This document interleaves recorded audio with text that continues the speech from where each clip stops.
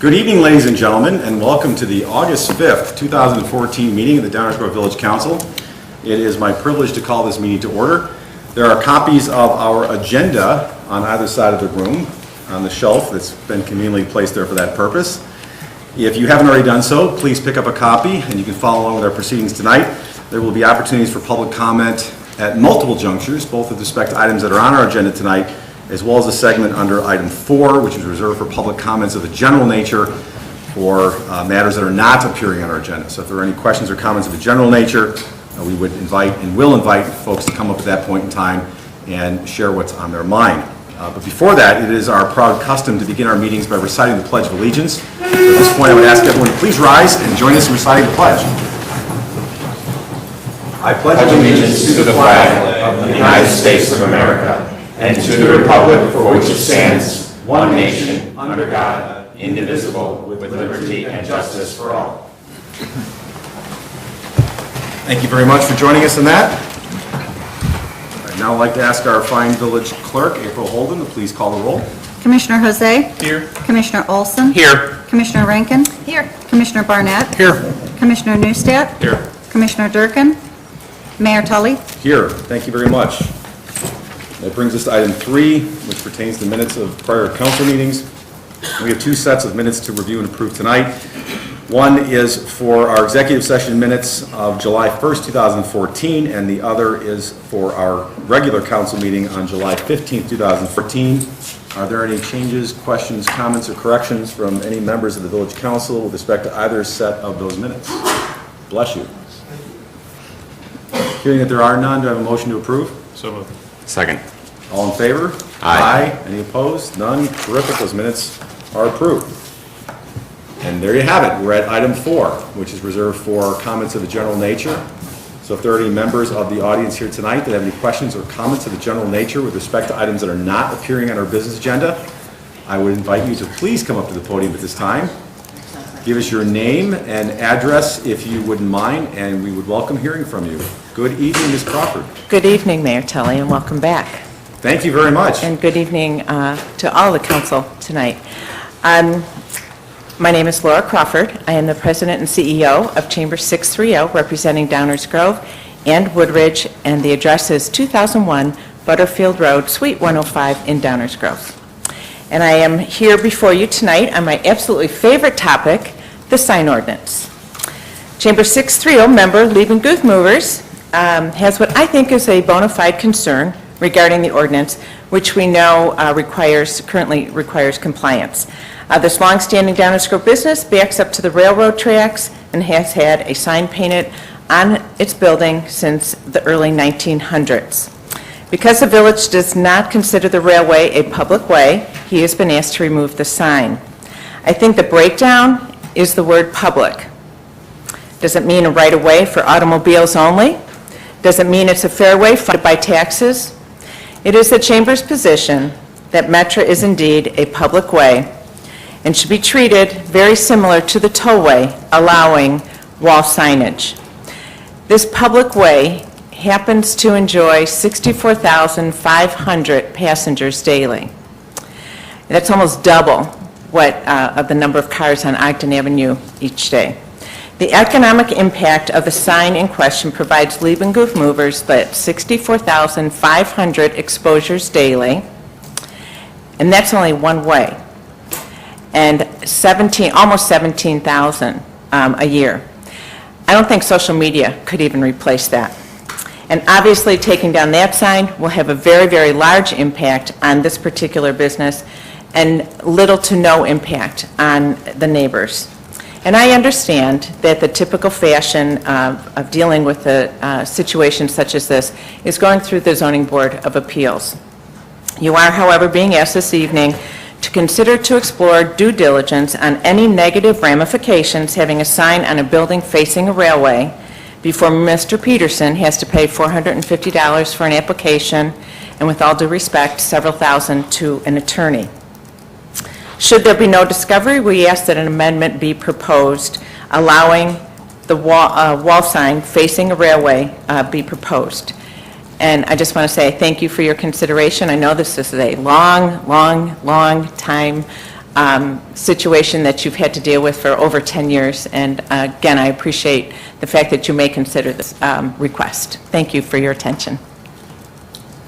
Thank you, Ms. Crawford. Good evening. Yeah, good evening, and good evening, everybody. My name is Bob Peterson. I reside at 6861 Camden Road, Downers Grove, Illinois, all my life, born and raised here. I own Leibenguth Moving and Storage for the last 44 years. So it's been in business since 1928. And my biggest concern is from an economic standpoint. I put a few figures together that I get approximately 10 to 15 calls per month from the railroad, which is about 144 calls a year or more. Each job that I wind up getting ranges from $1,000 to $2,000 per job. Multiplying that out, it ranges anywhere from just short of $50,000 to $60,000, $65,000 a year that I would lose off my sign in the back of the building. And as far as any historical value, my own personal concern is a lot of historical value in Downers Grove went to the wayside. Since I was a little kid, there's a lot of places that just torn down and gone away. The only thing that's left is, from a sign historical value, is the Tivoli and the back of my building. I don't know if anybody that has or cares about signs. There was a sign or a billboard down by the corner of Warren and Forest that was painted, I believe, on the side of the firehouse where the Downers Grove National Little Bank was. But fortunately, they just let it go to waste, and it went to the wayside. If it helps, I brought a few pictures of what I've got from down there. If anybody was concerned of looking at what I've got, I took pictures of a close-up 25 feet away and then 125 feet away about where the railroad trains would be. And I don't know, would that help anybody to look at what I've taken or not? Sure, we'd be happy to receive them, especially since you took the time and trouble to have them taken and brought with them tonight. So it's a combination of the front and the back of the building that I've taken pictures of. And I don't think there's too many businesses in Downers Grove that's been around for 80-plus years. Man, I just want to continue the same job that I've been doing and Mr. Leibenguth has been doing since 1928.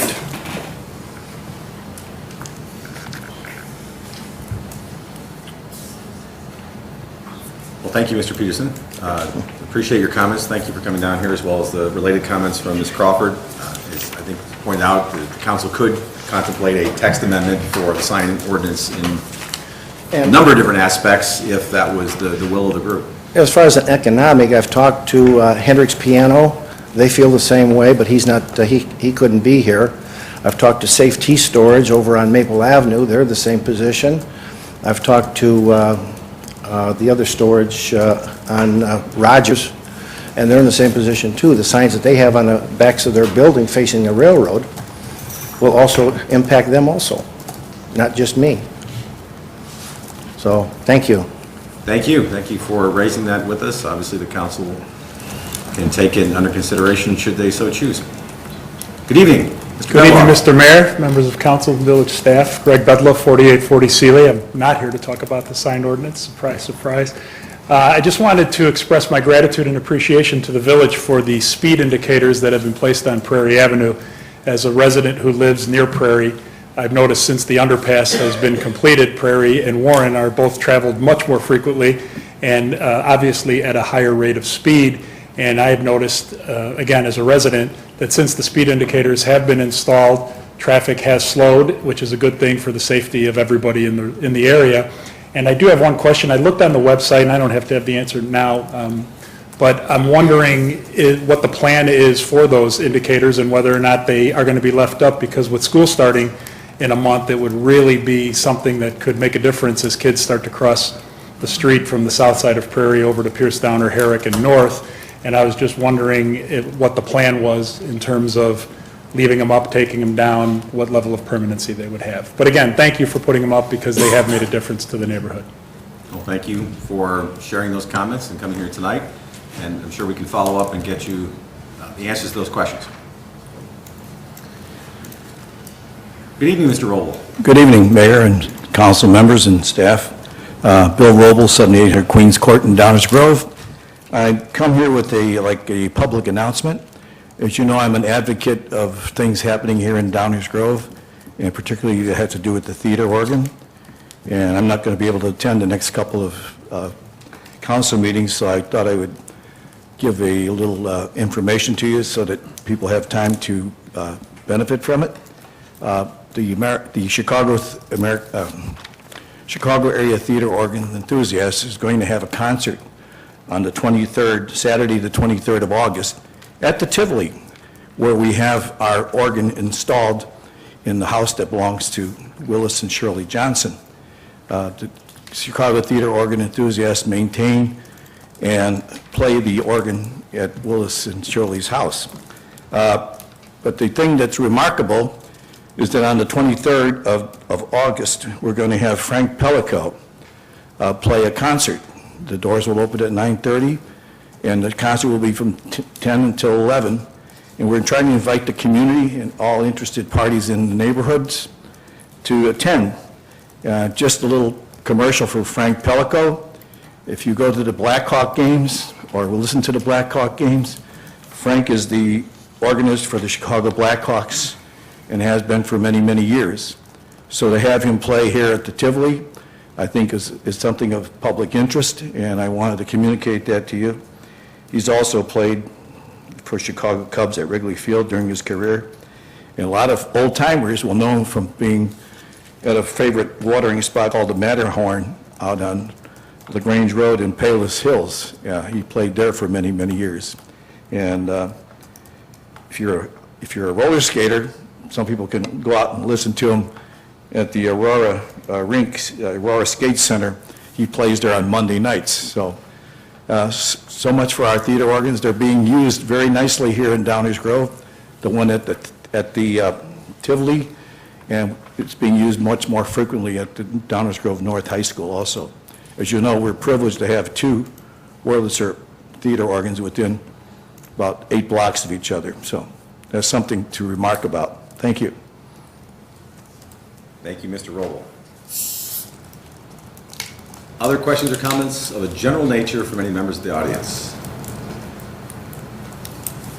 Well, thank you for all those comments. That brings us next to item 5, which is reserved for council member reports. This is the segment of the meeting where council members have an opportunity to share items of interest or goings on in the community. We'll start tonight with Commissioner Jose. Thank you, Mayor. Starting August the 8th, the Downers Grove Historical Society's photo tour named The Grove, the Rails, the Stations begins. There are self-guided tours, and you can get the brochure to take that tour at the Downers Grove Park District Museum, the Tivoli Theater and Bowling Alley, and other participating businesses. And it's a great opportunity to take advantage of walking around our wonderful downtown and seeing it as it is now, and then seeing pictures of how it was many years ago. If you're a history buff like me, you enjoy this sort of thing, I hope folks will take advantage of it. Thank you, Mayor. Thank you, Commissioner. Commissioner Rankin. No report, thank you, Mayor. Thank you. We'll go on to Commissioner Barnett. I have no report, Mayor. Thank you, sir. Commissioner Olson. Yeah, one thing to remark on. As many of you may have read, a longtime public servant for this area and much of the western suburbs stepped down from a position in the state senate. Senator Kirk Dillard, who represented Downers Grove for many years and still up until he resigned on Sunday, represented the northern part of Downers Grove. Resigned his post. Chris Nybo, former state representative, was appointed to fill that seat, and he's going to be sworn in tomorrow at 5 o'clock at the Lombard Community Building at Lombard Community Park on St. Charles Road in Lombard. So I know that some residents of our community in the northern part will be represented by Senator Nybo, and I just wanted to thank Senator Dillard and recognize a new state representative that we have in Downers Grove. That's all I have, Mayor. Thank you, Commissioner. Commissioner Neustadt. Thank you, Mayor. Some exciting financial news to report out tonight. Thank you, Manager Fieldman, for bringing this to our attention. The village refinanced $9.7 million of existing bonds today. The bonds were for the 2007 fire station issue and a portion of the 2008 stormwater project bonds. The village today saved $500,000, and that's due in every part to our great AAA bond rating status, which is a long-standing bond rating that we've had, I think, for, I don't know, a few months now. But it's been a long journey to get to that bond rating. And it's the hard work of our finance team, of course, the staff team, and a little bit of the work of the village council, but mostly the staff team. For those interested, the new rate for the refinanced bond is 2.74, which is remarkable. So very pleased to say that your village just saved $500,000 today by refinancing bonds. So great job to the staff team, and look forward to more bond refinancing options that are out there for us. Thanks, Dave. Thank you, Mayor. Thank you, Commissioner. It's also a testament to the wisdom of having those parameters ordinances in place so that staff can jump on these opportunities to save those kind of dollars without losing the opportunity because of other obstacles such as time. Very quickly, for my own part, I just want to point out to everyone who may not know that I recently returned from a trip to Ireland, and I won't go into that or show you any photos of the trip, but I do want to mention that one of the stops we made was to a town called Swinford in County Mayo, which is in the western part of Ireland, and we just happened to be there during the annual festival that they have, which is titled in Gaelic, but in English it means Fun on the Streets. And it's a festival that's sort of like one that has been going on here in Downers Grove, has been running for 30 years, and it's a 5-day festival. In fact, it's still going on as we speak, although probably not at this hour in Europe. It wraps up on Wednesday, which I thought was odd because our festivals usually start on a midweek and end on a weekend, and they do just the opposite. They have a lot of different activities, including an 8K race that happens in the evening, something that Commissioner Olson would appreciate. But there was a kickoff presentation, and my relative that lives in town must have, in fact I know, he said something to some of the town officials. So they had this kickoff celebration on the first night, which is the only night that we were there, unfortunately. Didn't get to really appreciate it. But at this presentation, they had the person who was the chairman of the event, and they had county officials there, and they also had members of parliament at this event. And my relative must have said something and mentioned that, we've got this Yank who's coming over from Downers Grove, Illinois, who his family traces their roots back to actually Colasser, which is next to Swinford, but Swinford's the nearest town. And they were celebrating as part of this 30th anniversary the diaspora, bringing people back who have left, and so they wanted to celebrate people who had come there from Australia, from the United States, and other places. And they ended up pulling me up there, and including me with their members of parliament and the local county officials. And just so you know, that Downers Grove's reach is international. As part of the exchange, I presented a Downers Grove flag, thank you, Mr. Kozlowski, to the one of the county officials there who had recently been elected to the council in County Mayo. And he presented me with a Swinford soccer jersey, which was nice. So we had a little exchange, and there'll be some photos, which I don't have yet, but we have a little bit of a connection now with Swinford in County Mayo in Ireland, and just want to thank them for their hospitality, and did so on behalf of the council in the village of Downers Grove.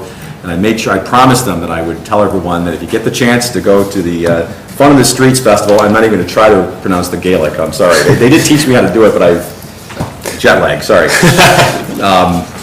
It's a wonderful part of the country if you ever get over there. So on behalf of them, in exchange for the hospitality they showed us and the interest in Downers Grove, which they checked out our website, and some of the county officials were talking about some of the issues we have.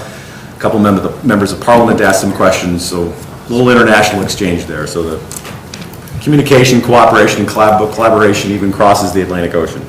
So that's all I have for my report. Now we'll get down to some more serious pieces of business, such as our public hearing tonight, which is item number 6 on our agenda. And we do have a public hearing, so I will call this public hearing to order. This public hearing has been called by the Village Council of the Village of Downers Grove to consider issuance by the Village of Downers Grove multifamily housing revenue bonds, Series 2014, in an aggregate principal amount not to exceed $20,114,920 with respect to the 120-unit supportive living multifamily housing facility located in the Village of Downers Grove. Notice of this hearing was published in the Downers Grove Suburban Life newspaper on July 16, 2014. This public hearing will be continued, however, to August 12th, 2014, whereby members of the Village Council and the public will have an opportunity to ask questions or make comments related to such proposed issuance. Following the adjournment of the public hearing to be held on August 12th, 2014, the Village Council will consider the adoption of a bond ordinance authorizing the issuance by the Village of Downers Grove of multifamily housing revenue bonds, Series 2014, again in an aggregate principal amount not to exceed $20,114,920. I'm surprised we didn't have the cents in there, right down to the penny. So that public hearing is being adjourned until August 12th, and we'll take it up again at that point in time. So that closes that public hearing. It's the only one we have tonight. That moves us to item 7, our consent agenda. Do I have a motion to approve the consent agenda? So moved. Second. Are there any questions or comments from any members of the audience with respect to any of the items on the consent agenda? Hearing that there are none, are there any questions or comments from members of the Village Council with respect to any of the items on the consent agenda? Commissioner Olson? Yeah, I did want to discuss just ask a quick question about the authorization on the snow contract. It's clear this is a contract regarding some contracted snow removal service specifically for the downtown, if I'm not mistaken. The downtown area, the commuter rail stations, the Civic Center, and the commuter rail platforms. I guess my question to staff is, do we believe that that even with this cost overage, that this has still been of value to the community and value to the residents of Downers Grove to contract out this snow removal service in this fashion? Yes, we do. This privatization effort has actually allowed us to improve snow removal efforts in other parts of the village. And the only reason for the change order is given the severity of last year's events. They basically, like everybody else, spent about 2 years' worth of contract amount in one snow season. So that's causing us to reckon this change order on this 3-year contract. So it's still a very good price, and it's a good benefit, and it's part of our efforts to become more efficient through outsourcing. Well, I appreciate that answer. I heard from, as we look at ways to collaborate and be more efficient and work with public and private partnerships, I think this is a great example. We did have a severe event, and I think that regardless of that, we're still getting excellent service and better service than we could have received had we not engaged in this contract. So I appreciate the work of staff to get this done. Thank you, Mayor. Thank you, Commissioner. Any other questions or comments from members of the council? Hearing none, have a roll call, please. Commissioner Newstead? Aye. Commissioner Olson? Aye. Commissioner Jose? Aye. Commissioner Rankin? Aye. Commissioner Barnett? Aye. Mayor Tully?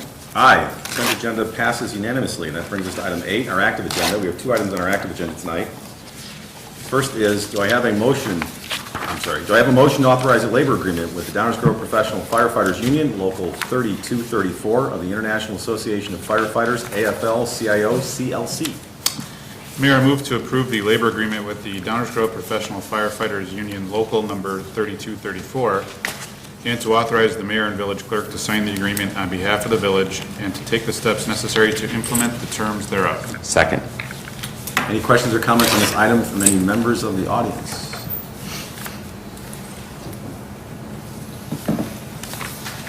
We do have one. Welcome back, Mr. Roble. Yes, thank you. Bill Roble, 7800 Queens Court in Downers Grove. I noticed that we have agreed to increase the wages for the police department, for the fire department by 6% over a 3-year period. I've been watching another school district where they've been dealing with the contract with the labor union with the teachers. It's very similar to firefighters. They have something like 300 and almost 400 people in their bargaining unit. How many people do we have in our bargaining unit here with the firefighters? Does anyone know off the top? 70. 70 people? Yeah. And it was brought out at a meeting that they had that the union was asking for 5 point something, close to 6%. And the school board offered them 1.7%. with no property tax increases. And there was a bargaining unit in behalf of the school board and a union bargaining unit. And I just want to be reassured that this happened here in our negotiation with the firefighters union, because we are giving them 6% if you pass this motion. Did they start out at 10%? And we found a middle ground at 6%? Or did they start out at 6%, and because of due process and evidence and so forth, was agreed that they were entitled to 6%? That's what I'm trying to find out. Was the due diligence done in negotiating this 6% increase? In response to your question, I would assure you that in every context in which the village negotiates a union contract through the prescribed collective bargaining procedures, which of course are dictated by state and federal law in most instances, that in every instance, it is a true arm's length negotiation within the confines and parameters of the law. So the short answer to your question is every collective bargaining outcome is, in short, a negotiated compromise. Okay, so their last contract was a 3-year contract also that ended this April? I believe 3-year contracts for a number of terms now. And it wasn't, it was a contract that also gave them increases at the same time, same rate? Every contract starts off with certain set parameters, again, dictated by law and sometimes outside of our control, but all terms are usually, I don't want to say blank slate, but everything including the length of the contract, a lot of different terms, monetary terms, non-monetary terms, are all part of the mix. Yeah, well, I'm just trying to be an advocate for the taxpayers, so to speak, in the fact You have that... 7 of them sitting in front of you. Yes, well, it's easier to, how'd you call it? 6, actually. Spend Yes, the I taxpayers' money. Even if you're a municipal employee, it's easier to, or even if you're on the dais, it's easier to spend the taxpayers' money than if you were your own. And not saying that they don't deserve a raise, but so forth, but there's in the private sector, there's been some hardships, and probably here in the village, there have been freezes in various different departments, but when you have a union contract, there are no such thing as a freeze, you have a contract. So I think that all things being said, as with the teachers, under the circumstances in the last few years, people with contracts that are monitored with villages that are on union contracts are a privileged lot, and they do much better than the general public does in their quest for wages. It was brought out at a meeting that I attended recently that public employees, police, fire, teachers, are doing better in general than the populace in their community. Their average wages are probably higher than the average wage of the populace who are paying the taxes. And I just wanted to bring that to your attention. It's something to consider. The police and fire and teachers in particular, which I'm familiar with, are privileged in that they have a secure job with a more than adequate wage, and so I take issue with spending public funds without bargaining to the nth degree. That's my... Again, rest assured that there's bargaining. Well, I'm trying to, because I know if you're going to put a tax increase on the taxes on the homeowners and so forth and so on, and everybody's anticipating that business is better and this and that, but people are going out of business yet. Restaurants aren't filling their restaurants. It's tight out there. You watch. No question about it. And again, rest assured, Mr. Rovell, that the council for this contract and every contract is mindful of all those obstacles, challenges, and limitations, and within the confines of the law, and what can be done in an arm's length negotiation. And we've even tried some different tactics that are rather unorthodox to try to get to the best result possible. But it is a arm's length negotiated situation within the parameters defined by the law. And we are very mindful of the limited resources, and the, no different than if, when we negotiate anything else, is try to get the best outcome possible, but like with any bargain, it is a compromise by definition. So basically, both sides don't get everything they want, but they walk away shaking hands on what they believe is a fair Was there any outcome. Was there any negotiation that mentioned that they were going to go on strike if they didn't get 6%? Did anyone ever comment on that? I can't answer all your questions. Because especially striking to that by detail. municipal group is prohibited by law, because, unions in the public sector are superficial. They really don't belong in the public sector, quote-unquote, Wisconsin. So, anyhow, I think you've made your point. I'm concerned. Everyone, again, is very mindful of limited resources. My assessments go down, but my taxes go up because the taxing bodies raise their rates. If you want to have a conversation offline about public safety pensions, then we can have that conversation. All righty, thank you. That's a very hot button topic that Springfield is wrestling with right now. Any other questions on, yes, it was the active agenda we were on, right? Any other questions on item 8A from the audience? Any questions from members of the council? Commissioner Olson. Thank you, Mayor. This is a process certainly that's constricted by state law, federal law, and I'm pleased that we've reached what I consider to be a reasonable compromise through negotiation, good faith negotiation. So I'm pleased to support this agreement. Thank you, Mayor. Thank you, Commissioner. Commissioner Newstead? Thank you, Mayor. I just wanted to say thanks to both sides. This contract was negotiated in good faith. There was a team from both the Firefighters Association and our management side.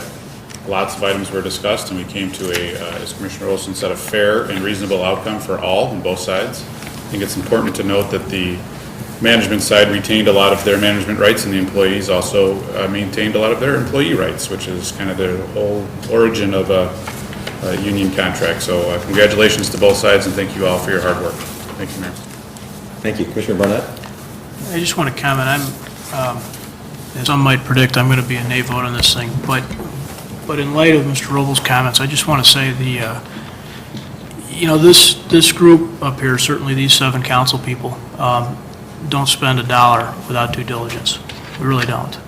And both this group and our staff, now whether those are the best dollars spent or not, we can certainly argue. In fact, we do all the time. But nobody engages in a contract, whether it's with an organization for labor, or it's to buy salt, or it's to provide, asphalt paving, or whatever it might be, without an awful lot of due diligence, every single dollar. And it doesn't require strikes or threats of strikes to prove due diligence. Some of the other organizations around us seem to feel like the theater involved in that is useful. I think it's kind of nonsense.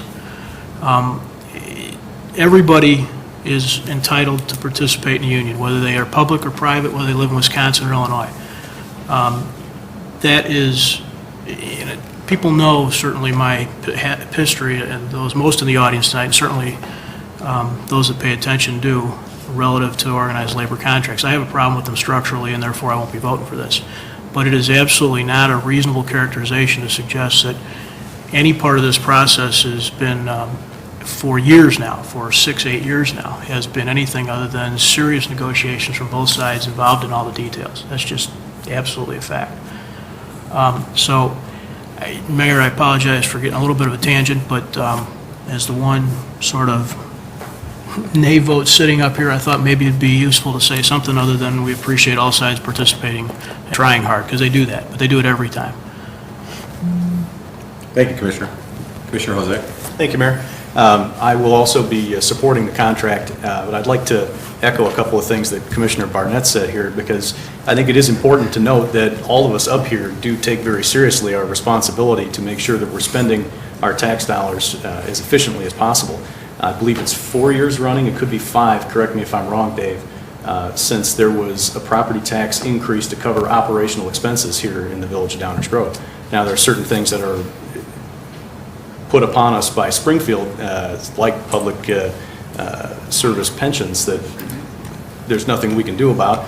But when it comes to costs that we can control, we are holding the line here in Downers Grove. I think this contract is very well negotiated, moving to it specifically. 6% is in line with what we've seen in other municipalities when negotiating with their fire departments and their fire unions. And the changes in the healthcare, which were the most hotly negotiated, I think protected management rights to the utmost extent possible. I think this is a good contract, and I look forward to voting for it. Thank you, Mayor. Thank you, Commissioner. I really have nothing to add, but thank you. I just want to make sure. I don't think I need to add anything to what's already been said.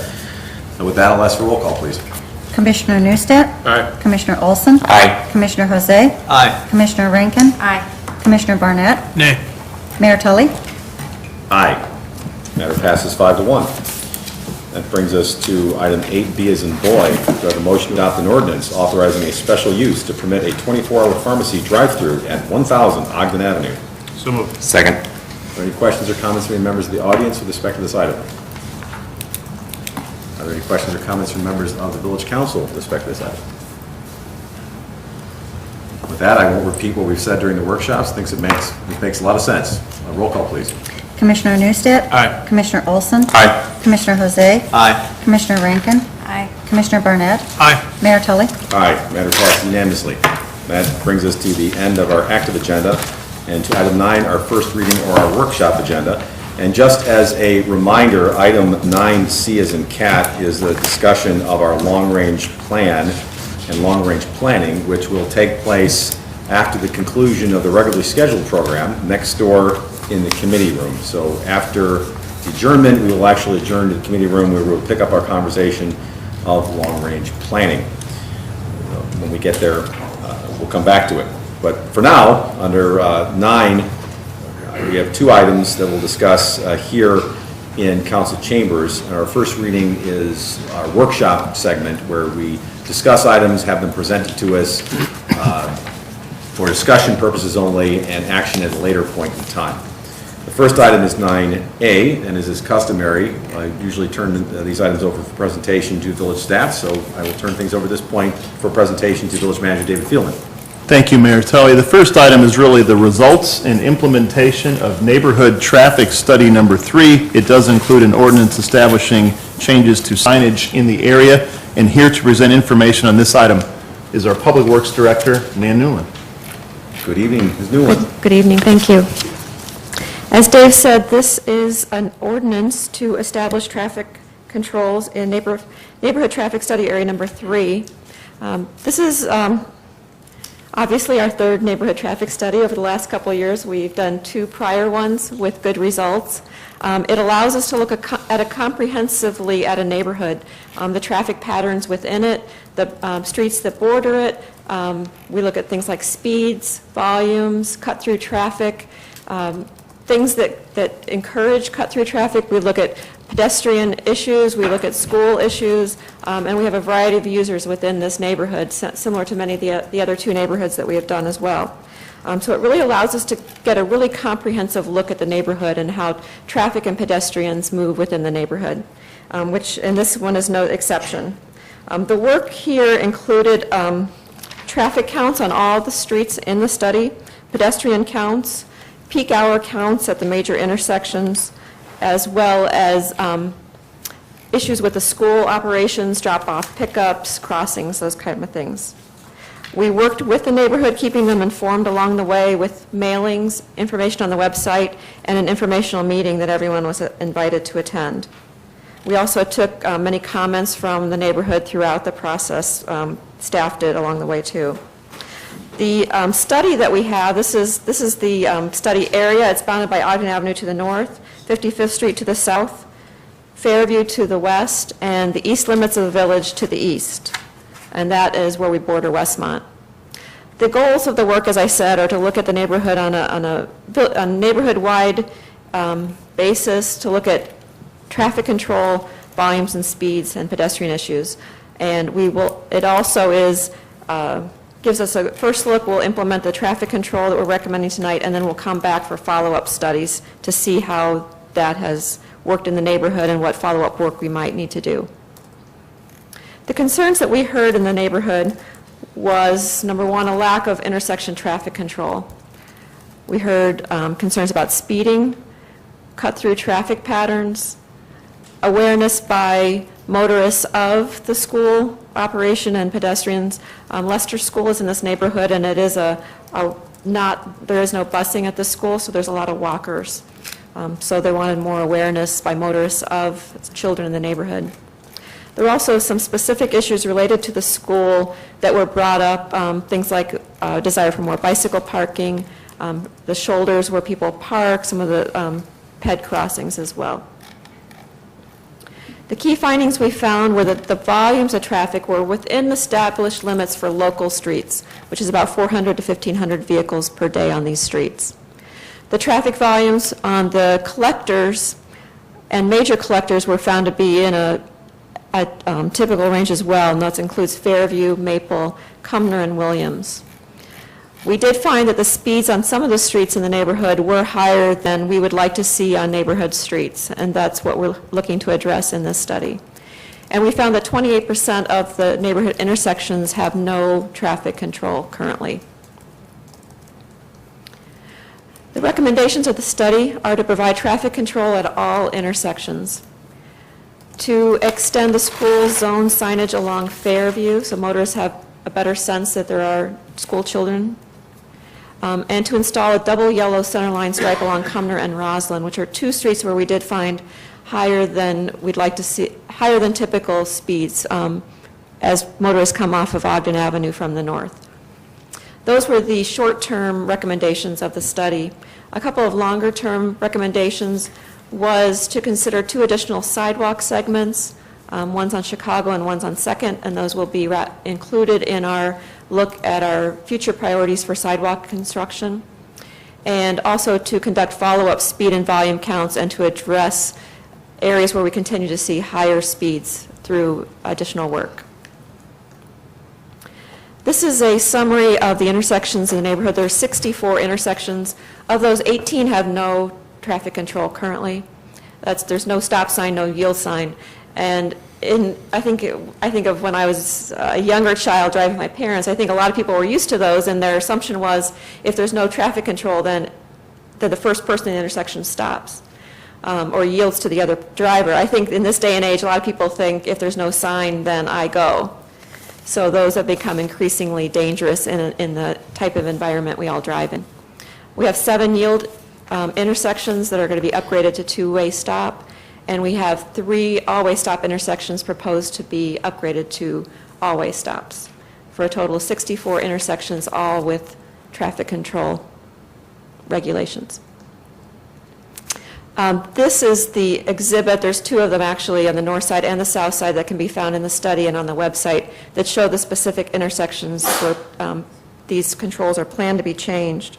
One thing I'd like to note is that when we look at it on an intersection basis, as opposed to an intersection-specific basis where we do a specific traffic study for each intersection, in those cases we look very closely at that intersection. We look at the geometry, we look at the sight distance, and we do basically an engineering study of that intersection. In this case, what we're doing is we're setting traffic control based on an area-wide grid and patterns. So we're not looking at as closely on intersection by intersection, but it's still a valid study and a valid way to approach traffic regulation. There may still be intersections where we need to come back and take a look more specifically. I know there's residents that have concerns about specific locations, and our plan is to go ahead with the installation of this traffic control, see how it operates, see what the effect of speed and cut-through traffic is, come back, and then do more detailed study where we need to. But we think this will be a great first step to address the overall issues of speed and cut-through in the neighborhood, as we've seen in our other 2 traffic studies. With that, I'd be happy to answer any questions you have. Thank you very much for the presentation. Why don't we begin with any questions or comments from members of the audience at this point in time, and then we'll go back to the council and then come back and see if there's any follow-up questions from members of the audience. Good evening, Ms. Earl. Hi, Marge Earl, 4720 Florence Avenue. No surprise, I'm in the traffic study area. I'm here to talk to you about 3 intersections, and I have spoken with staff. I've attended the meetings, the neighborhood meeting. I've attended the Parking and Traffic Commission meeting where this was discussed, and my concern is at 3 intersections. The first one is Florence and Sheldon, and you can see that one, I'm going to walk over here, is right here. And these were yield signs that are proposed to go to stop signs. It's going to be a 2-way stop. The problem is Hummer Park is right here.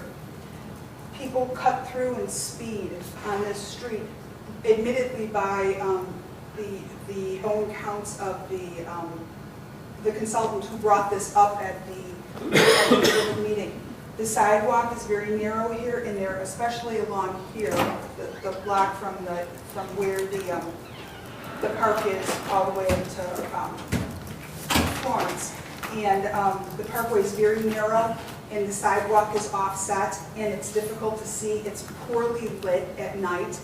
And I'm requesting that if you're not going to change this to a 4-way stop, that you at least paint in a crosswalk and give us one of those yellow signs so that when there's a pedestrian in the crosswalk, it slows them down. And I would request the same as well for this intersection here at Chicago Avenue in Florence. This intersection is offset by 150 feet. So Florence doesn't really go through evenly. And this has been a huge problem for the kids at Leicester School, which are right here 500 feet away. A lot of parents, there's no sidewalk on this side of the street, and so the kids have to cross to get to Leicester. And everybody from this section who's going this way, they have to come and cross here. And Leicester School being right here is the main drag. If there could at least be a pedestrian, if it's not going to be a 4-way stop as well, if you could at least put in a pedestrian sign, a warning, and mark the crosswalk better, because the crosswalk is very poorly marked, and also this intersection is very poorly lit as well at night. The last item I have to talk about is this stop sign here. This is Prairie Avenue. It doesn't go through the park. It has 2 houses on it, and I don't understand why we're wasting money putting a stop sign for 2 houses on a super narrow dead-end street that goes nowhere at Florence. It just seems like a waste of money to me. Other than that, I've been generally happy, and staff has been very responsive in saying that they were going to look at these things, but I wanted to bring this to the council's attention mostly because of the Leicester School and the park. These are, when that sidewalk went in several years ago, 2007, 2008, connecting the sidewalk, or the school to the park was a big thing. And so the traffic has increased because there's now a sidewalk on the one side of Florence. And we haven't really adjusted the speed patterns or the safety for the children, and the increase of the children on the street, the increase of the bikes on the street, and all that clashing with the cars and the speed limits when people are trying to avoid having to go through that Maple and Fairview intersection and cut through during rush hour. It gets a little hairy. So if you could take a look at those, staff could take a look at those, I'd really appreciate it. Thank you. Thank you for your comments and the detailed walking us through it. It was very visually impactful. Thank you. Other questions or comments from members of the audience with respect to the neighborhood traffic study number 3? And as a reminder, we will not be acting on this tonight or voting on it. It's for discussion, presentation purposes only, voting at a later point in time. So there is an opportunity for adjustment. Seeing as there are no other questions from the audience at this point in time, I'll turn back to the council if there are questions or comments. Commissioner Rankin? Well, this is my neighborhood, so I'm so glad to see it here, and my neighbors were so thrilled too, so thank you for that. I agree with Mrs. Earl about the crosswalk safety there. It's You can't even see it. And I was going to suggest, I know some people had suggested, to put no parking signs so many feet away from that. Because it's so close to Lester, the mommies and the daddies dropping off park right on the crosswalk pretty much. So you're trying to navigate and you're looking between cars and people are speeding because they're late. It's really a bad situation. So that would be great if that's something we could consider or maybe look at after we've done these other changes. Again, the sidewalk on Chicago between Cumner and Florence, there's lots of kids that are traveling, having to cross numerous times in order to get to school because that section is missing. I also think that if there was a sidewalk on that side, that maybe that wouldn't be so congested on the other side because people want to get out where they can let their kids out on a sidewalk rather than on someone's parkway. So, and there's another section kind of similar to what Ms. Earl was talking about along Cumner between Traube and Lincoln, where there is maybe one house and there's a stop sign there that goes to Cumner, and I don't know if that's necessary. So, the other thing I wanted to mention that you know, I've been a part of the process here before, watching other neighborhoods have this study done. And, you know, there's different viewpoints when you're the creator of the process, like Nan, if you're, you know, developing how this gets presented, or if you're a participant in the process, which I was this time, or if you're an observer of the process, which usually is what we are, we're observing it. And I think we do an awesome job at communicating. I think that's one of our strong points. But I know that we could probably do even better, and I would like to see more communication, maybe after that first neighborhood meeting, with the people that attended, either sending them an email saying, this is the next meeting, this is the next chance to talk about it, hear about it, and providing them with the traffic study, because email's free, right? It's just a matter of gathering those addresses and getting the information out. I had lots of people who just come to the village to pay bills and things, not familiar with our process, who weren't sure when they were supposed to participate, when it was appropriate, who do I call, what do I do, where do I find this information? And I was happy to share that with them, but I just think that maybe we can provide more guidelines, more lists of expectations, something, just so people know what to expect. But it's not a criticism, it's just, I think, a way for us to do better. So, that's all. Thank you. Thank you. Thank you, Commissioner. Other questions or comments, Commissioner Nistat? Thank you, Mayor. You know, we've talked a lot about Lester School. I'll throw my normal plug in for a school that has all walkers, that more of the kids should walk than getting dropped off, but I think we all know that it's busy in the mornings. With these new improvements, though, parents may be able to park a little bit further away, have some protected intersections to walk the kids to school.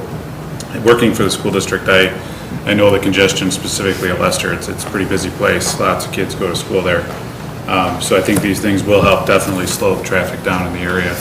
The idea about the pedestrian crossing signs is a good one. I think we have a village crossing guard at a couple of different spots, including Fairview and on the Indianapolis side and the Lincoln side, I think. So a lot of action going on there. I don't want to limit it just to Lester School, though. On the south side, as it relates to Whittier School, it's not in Whittier's neighborhood, but the numbered streets, 3rd, 4th, and 5th, are also getting a lot of new stop signs.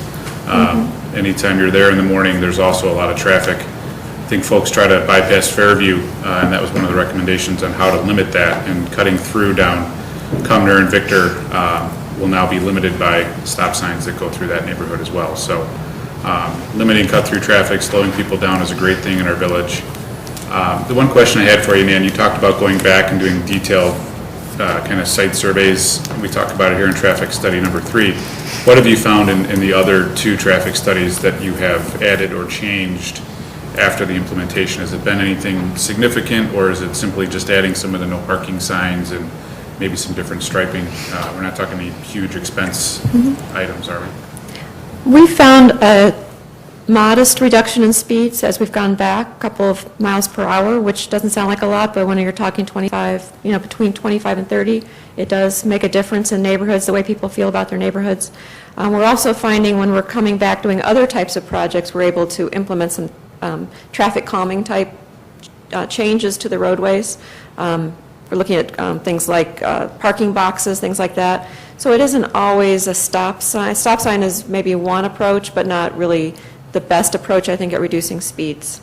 So we're trying to look at a variety of different approaches to control speeds. We're also finding, I think, study area number 1, I think, was really the best example, where if we give people a better, we encourage them to stay on the major roads by reducing congestion and taking away barriers for them to do what they want to do and stay on the major roads versus going through the neighborhoods. So I think that's where we've seen a lot of success as well. I think, but study area number 2 and this one, both, what they have in common is you get a lot of traffic coming in off of Ogden, and that's something I think we still want to continue to talk about and think about, is how we can change, what we can do to change the way drivers behave, when they're coming off a major road like Ogden and turning onto these neighborhood streets. I think that's something where we have some room to make some improvements still. Great, thank you. Thank you. Other questions, Commissioner Barnett? Thanks, Mayor. Have we seen that those mid-street signage setups help? Anecdotally, I've got them by my house, and I sure think they do. Half the people don't stop, but everybody's moving a little slower because of that thing in the middle of the road. I just think we should use those, with reckless abandon all over the village. Traffic is, people that I talk to say 3 things to me: lower my taxes, fix my flooding, and I don't want any cars speeding down my street.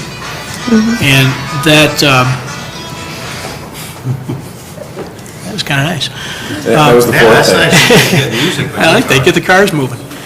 But those are, so I think what I'm saying is anything that we can do that we think will slow traffic, whether it's stop signs, but I think beyond that, I remember hearing one time and reading a study that one of the challenges with stop signs was that people were flying between the signs. It increased intermediate speeds but slowed the overall travel time. So there's a little challenge there, but as we can implement and put in mid-street things, striping signs that cause people to want to slow down, to feel nervous about their path, I think that's a really good thing. The only thing I would add, I would just continue to encourage us to seriously consider those physical limitations. There's 2 sides to that coin. One certainly is trying to allow people to do what it is they want to do on the major streets so it's more convenient for them to be there. The other is to try and prevent them from getting on the side streets. So I know I'm going to lose this battle, but in this case, if it was just up to me, I'd be liking to taking both Florence on the south and Cumber on the north and trying to cause it to be difficult for people to get to the streets. Those are borderline expressways during the rush hour. So this is certainly progress, and just continue to try and look for opportunities to put stuff in the middle of the street from where I sit. Well, I think our staff's been and will continue to look for different types of solutions. I think what we did on Carpenter, I think has worked well with kind of the change in the pavement with the pavers. That might be something we can look to do on other streets, and we have talked to residents on a street on Forest where we're looking to do a storm sewer project to do the same kind of thing at the low area of that street. I think it really kind of gets drivers' attention, causes them to slow down. So and with the physical changes in the pavement like you're talking about as well, I think those all get drivers' attention.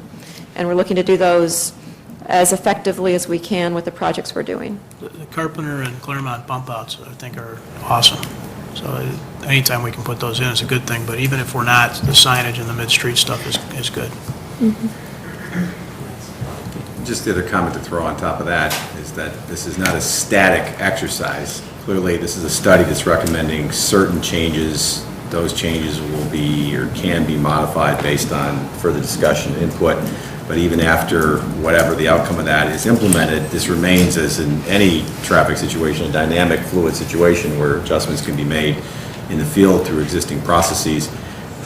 It seems like almost every neighborhood, while I really appreciate the macro focus, because I think it is a superior approach than to look at things on an intersection by intersection basis, the whole concept of traffic management is one that almost has a life cycle as it moves around the village. We seem to address it in one place and like a balloon, you squeeze it here and it bulges out somewhere else. So it's just as a reminder, this is all very fluid, and there can be adjustments made in the field as circumstances change, as habits change, as different opportunities for, I'm going to use that phrase, putting things in the street, to help manage the situation arise. I mean, for as long as I can remember, this has been an ongoing, it's like diet and exercise, it's an ongoing battle. It is.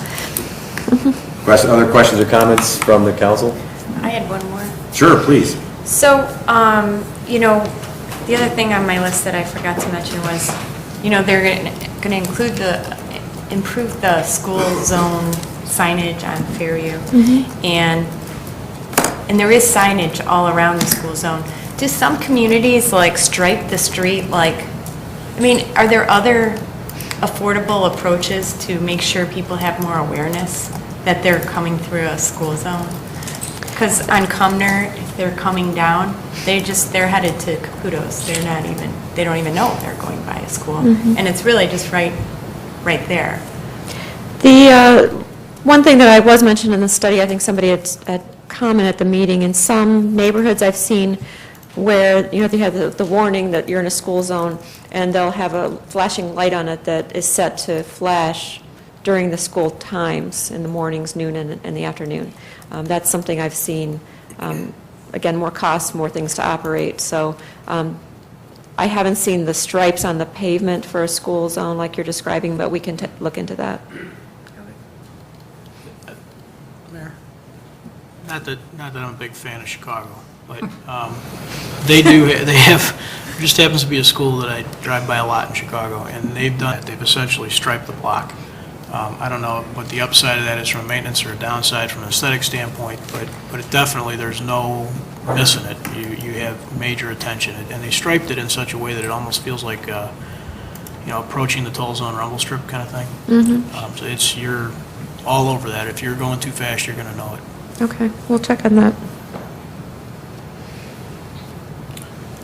Any follow-up questions or comments from anyone in the audience?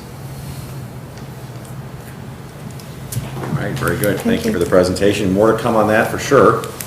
That brings us to item 9B. Which is an ordinance amending raffle provisions, and here to present information on this item is our village attorney, Enza Petrarca. Thank you, Mayor. Thank you, Dave. An ordinance has been prepared to amend the licensing for raffles to allow for raffles in excess of $50 to be sold for a maximum duration period of 12 months as opposed to the current 6-month limitation. This would allow the not-for-profit organizations to maximize the amount of tickets sold for any single event and increase their fundraising efforts. Tickets under $50 will continue to be restricted to the 6-month period. And that's the only change to this ordinance. All other provisions remain unchanged. I'd be happy to answer any questions. Thank you. Any questions or comments from the audience? Questions or comments from the council? I'll just add to the explanation that was given. It is a change that's being recommended that will help facilitate and enhance the ability of not-for-profits to raise funds throughout the year, and really could think of no good reason not to do this. And absent that, there's no reason not to allow that benefit where we can. So I think it makes perfect sense. So hearing nothing else, that brings us to the, I'm sorry, I'm taking away your line. Please continue, Mayor. That's the end of our first reading for now. We'll adjourn to the committee room after the close of this meeting. All right, thank you. Yes. Item C, the discussion of long-range plan will be next door in the committee room. That brings us to item 10, Mayor's Report, and I have 2 items there. The first is a liquor item with respect to a liquor license application. The village has received an application for an on-premise full alcohol liquor license from Red Lobster Hospitality LLC, doing business as Red Lobster, located at 3001 Finley Road. Pursuant to Section 3-12 of the Liquor Control Ordinance, a public hearing for a liquor license application may be waived. The application must be placed on file for a minimum of 2 weeks, subject to public comment prior to the issuance of a new license. At this time, as the Liquor Commissioner of the Village of Downers Grove, I am placing this application on file in the Village Clerk's office. Barring any objection, once the 2-week waiting period is passed, a liquor license shall be issued, to Red Lobster Hospitality LLC, doing business as Red Lobster located at 3001 Finley Road. And I believe this is largely to do with a change of ownership? Correct. All right, so it's basically an existing license, change of ownership, it's being reissued. So that is being placed on file as of today. The second item I want to report out on under the mayor's report is, as I periodically do, report things of interest or I believe to be of interest to the village council and the community from the goings-on at the DuPage County Stormwater Management Committee. One of the items that we have been following are the ongoing efforts to update the floodplain maps, particularly in light of the April rains of a couple years ago. The preliminary floodplain maps are on target to be issued by county staff this fall, 2014. The process has been one of a lot of public outreach. The county has been talking extensively with both the public at large as well as municipalities throughout DuPage County with respect to many different items and has taken that input, and on most items has either agreed with changes to the proposed maps that were requested or proposed by municipalities. There were a few where there wasn't agreement, but they had reached a point where there was no further discussion was going to change anything, but there are not many of those instances. Where the process then goes is on to the state and FEMA, and there will be 2 more rounds of public comment as part of that process, which is called the FEMA process.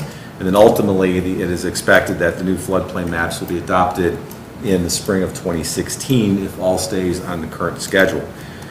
It is anticipated there will be less public comment during the FEMA round of public comment because of the significant advance public outreach that was conducted by the county stormwater staff as part of the process I explained earlier. So just to keep everyone apprised as to where the floodplain mapping update process stands, that's where it currently stands. I just wanted to share that with everyone. And want to thank staff for their continued participation in that process so that the issues from both the municipal and the resident standpoint have been heard and reflected in the proposed maps.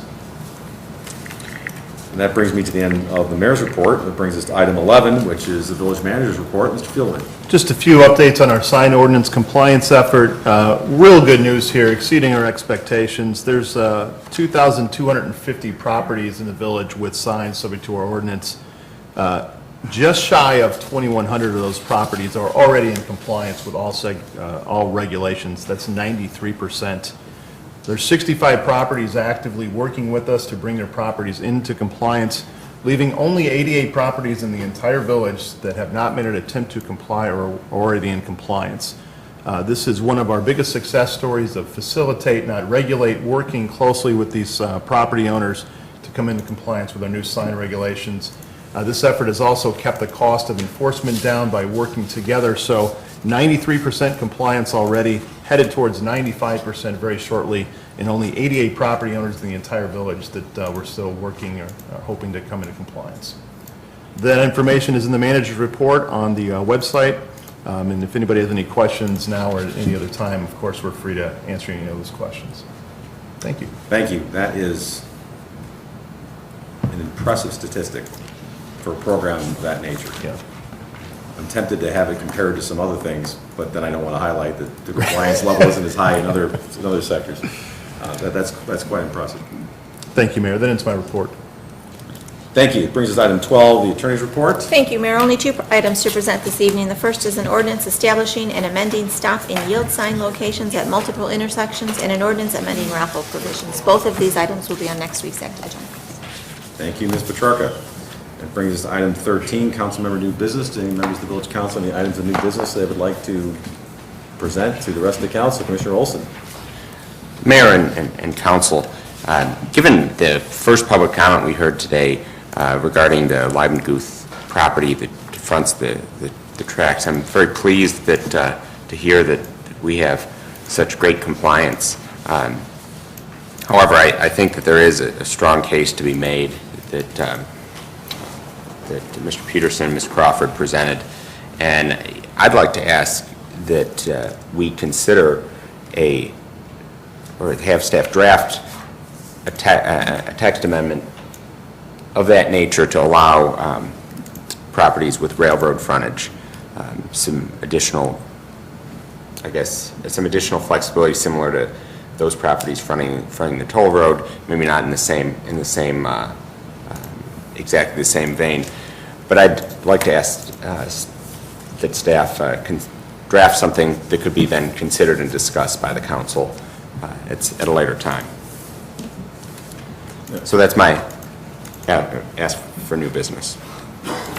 For clarification's sake, I think what I hear you saying, Commissioner, is looking at whether there would be what could be a rather modest, if not minor, amendment to clarify that a railway is similar to a highway for purposes of signage facing for commercial properties, obviously falling into the right zoning districts. That's correct, Mayor.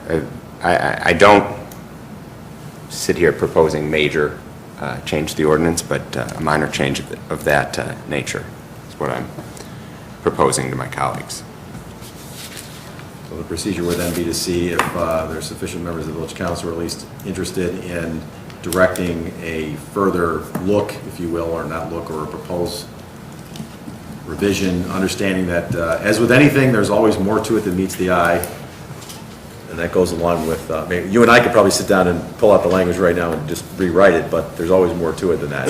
Absolutely. What else is implicated? So it would really be, if a change like that were made, what else is involved? Absolutely, and that's why I certainly would ask staff to take a look at it and why I've proposed it under new business tonight. While everyone else is, go ahead, Commissioner, please. I would like to concur with Commissioner Olson. I think it's interesting concept, and I'd like to just see what the impacts might be. I can empathize being a small business owner, having a certain opportunity that's taken away from you, and you use that as leads for your business. It seems that it's a logical argument, so I would agree with allowing staff to have a look at it. I'll jump in. I've long said with the sign ordinance that where there are reasonable, rational requests for adjustments to the ordinance, that they should be presented, because it is also not a static document, it's a dynamic situation.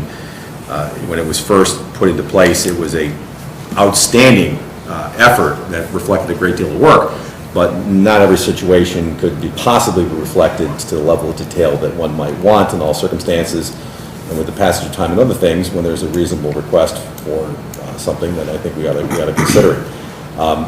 To the extent that this is looking at whether that kind of almost a definitional change would be appropriate, but again, begging the question as to what else is involved in that, I would be supportive of finding out what else is involved in that. Because if it purely is just a definitional change of what is the way difference between a railway and a highway, rural roadway, it may be no big deal, but I suspect there's always more to it than meets the eye, and so I'd be in favor of knowing what else there is that the more than meets the eye. That's what I would be curious about, and so if the request includes directing staff to come back with a report to us on what that is, I could support that. I'll be the fourth. You got your fourth.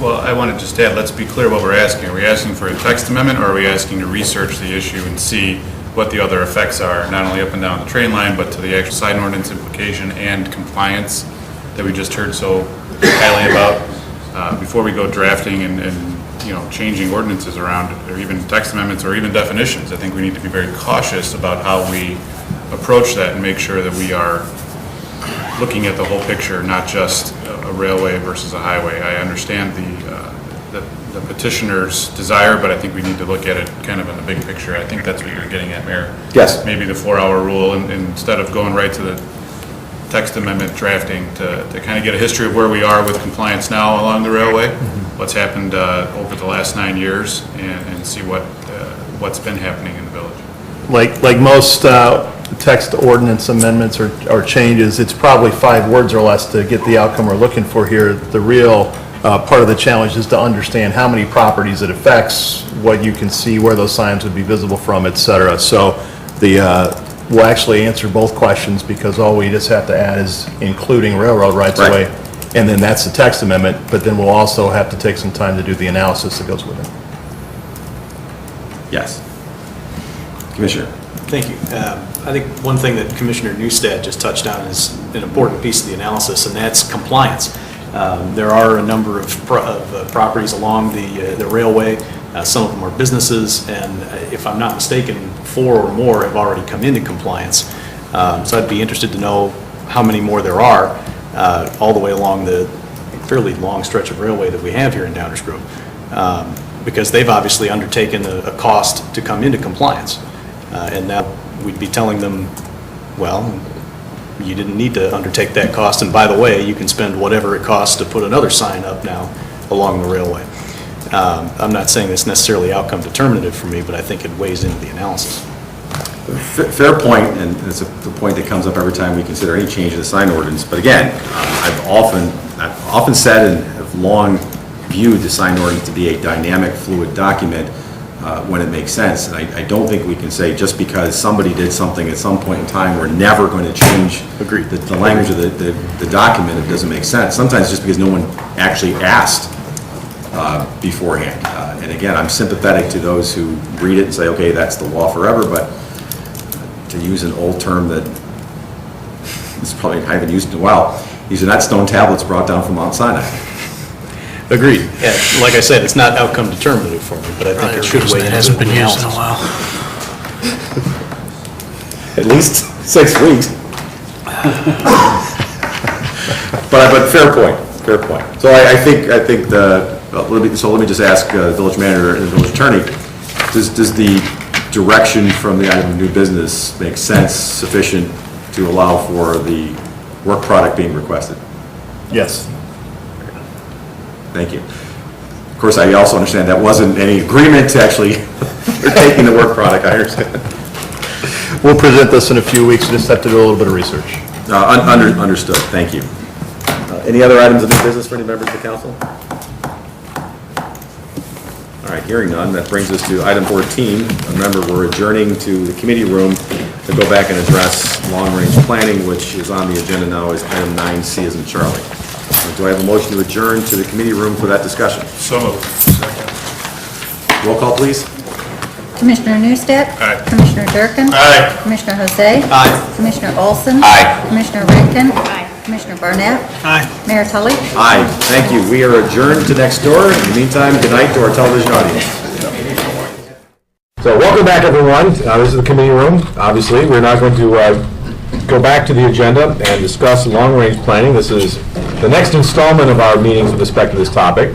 So as is typical and as customary, I'll ask our village manager, David Philbin, to please introduce the topics for tonight's discussion. Mr. Philbin. This is actually our third meeting in a series of 4. If for those interested, you have an outline here that I think is pretty self-explanatory. Tonight we're talking about stormwater and setting stormwater fees, how we generate revenue, and our plan for investing those fees in our infrastructure system.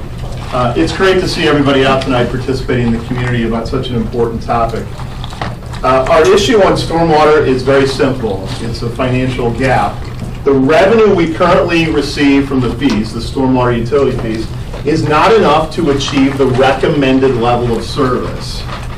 What is the recommended level of service in stormwater? We're talking about how well does our stormwater system, the system that collects, stores, and conveys rainwater, how well does it function? How many rain events in a given year does it work for?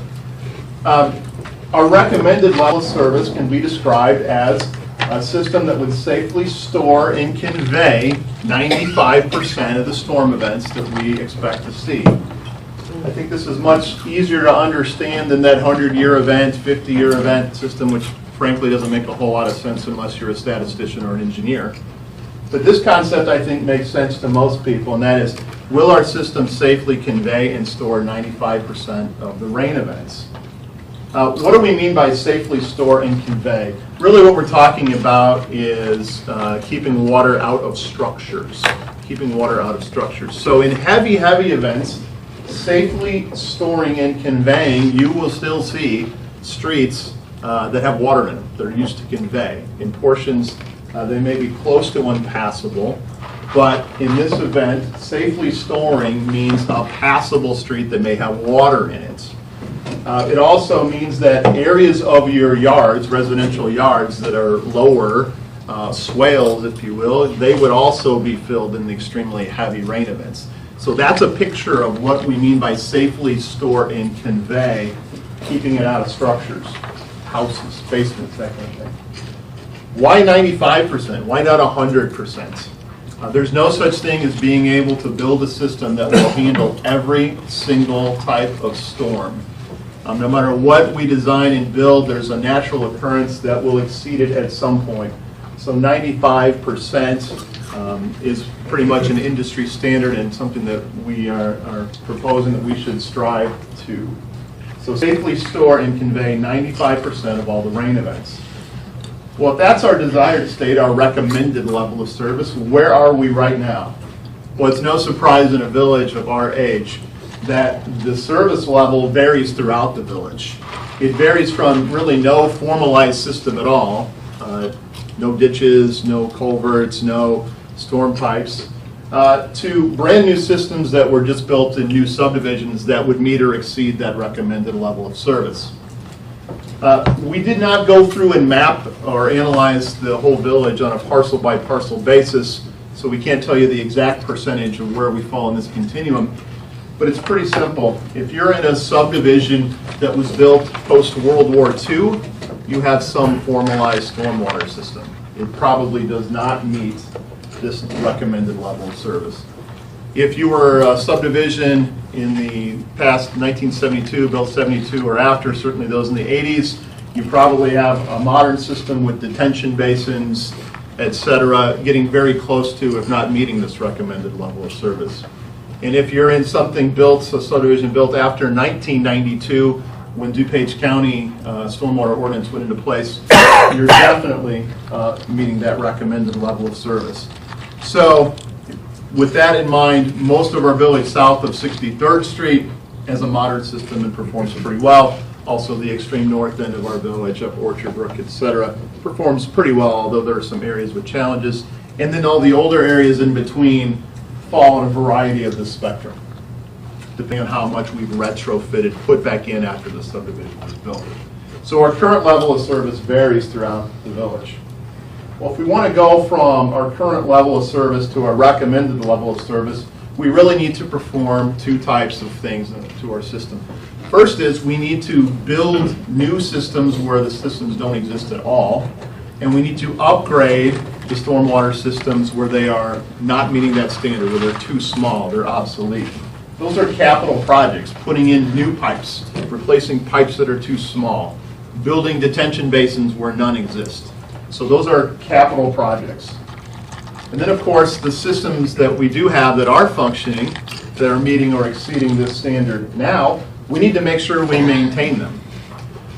These systems, if not maintained, can frankly just get clogged with debris. If they get clogged with debris, they start to not function to their highest capacity. And so in that case, you could have systems that are designed to meet the standard but aren't functioning to capacity because we lack proper maintenance. So two things: build and enlarge the system where none exists or it's too small, and maintain the system that does meet our recommended level of service. Well, if we don't have all the money we desire or need to meet the recommended level of service, and we have to choose among those two categories, which one should we prioritize and why? Well, what we found is there's no compelling reason to prioritize one over the other. This is very different than our street system, where there were many financial reasons to prioritize maintenance before you go back and rebuild streets. In this situation, you can pick either. It's a trade-off. If we choose to put more money in capital projects, then the areas that are underserved due to lack of a system or a small system get closer to that desired recommended level of service. And if we put more money into maintenance, then systems that already meet the standard have a higher likelihood of not getting clogged. So a higher likelihood that they will function as they're designed. So it's very simple. More money into building new projects means areas that don't have the systems get better. More money into maintenance means the areas that already have the system continue to be likely to function properly. no compelling reason to put one over the other. The cost of maintenance in real terms, not accounting for inflation, is the same today as it is tomorrow. It only increases by the cost of inflation. Same thing on capital projects. Replacing a small pipe with a big pipe costs the same today as it will in 20 years, but for inflation. Not the case in other systems we've been talking about, like roads. So this leaves to the policymakers just the trade-off. With limited resources, where do we put our money and why? That's what we're talking about tonight. Tonight's objective is to have a dialogue among the community and the council members to update our plan for how much money we take in fees and where we invest that money in the system, capital or maintenance.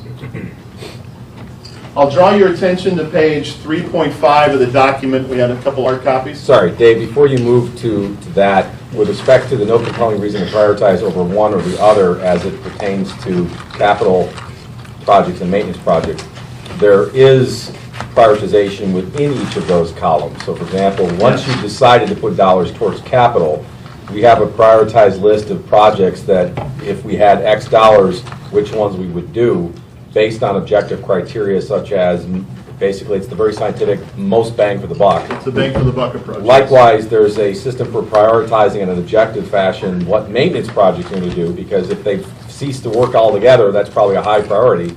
If it's one that's just dropped a few percentage points in its functionality, that may be a lower priority. That's absolutely correct. And if you're very interested in which projects are prioritized or how we'd prioritize maintenance, there's actually a much more detailed report on our website. And we'll talk more about which projects we pick to do and when as part of our budget process later this fall. The purpose of this meeting tonight is to talk about the planning level so we can have a plan for which we base future decisions of investment on. And that's what we're talking about here tonight.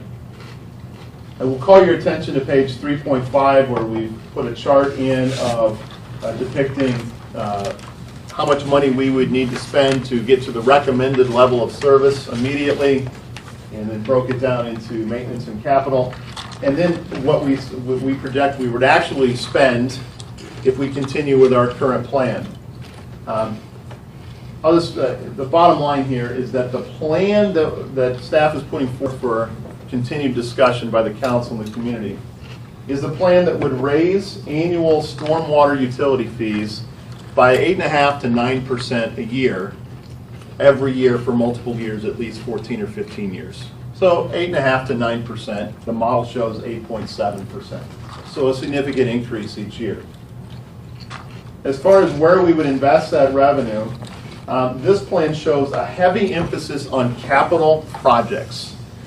So from 2015 to 2023, we would be emphasizing capital projects, building capital, storm sewers, etc., where they don't currently exist, upsizing the ones that are too small, those kind of expenses. Very strong emphasis on that. To do that, that would require bond issuances of $10 million each in 2017 and 2020. And then the capital expenses for the balance of this plan are primarily paying off those bonds where we've invested in capital projects. On the maintenance side, this plan calls for spending about half of the amount recommended on maintenance and then moving to 100% by 2028. So a straight line increase between 50% of the recommended level up to 100% of the recommended level.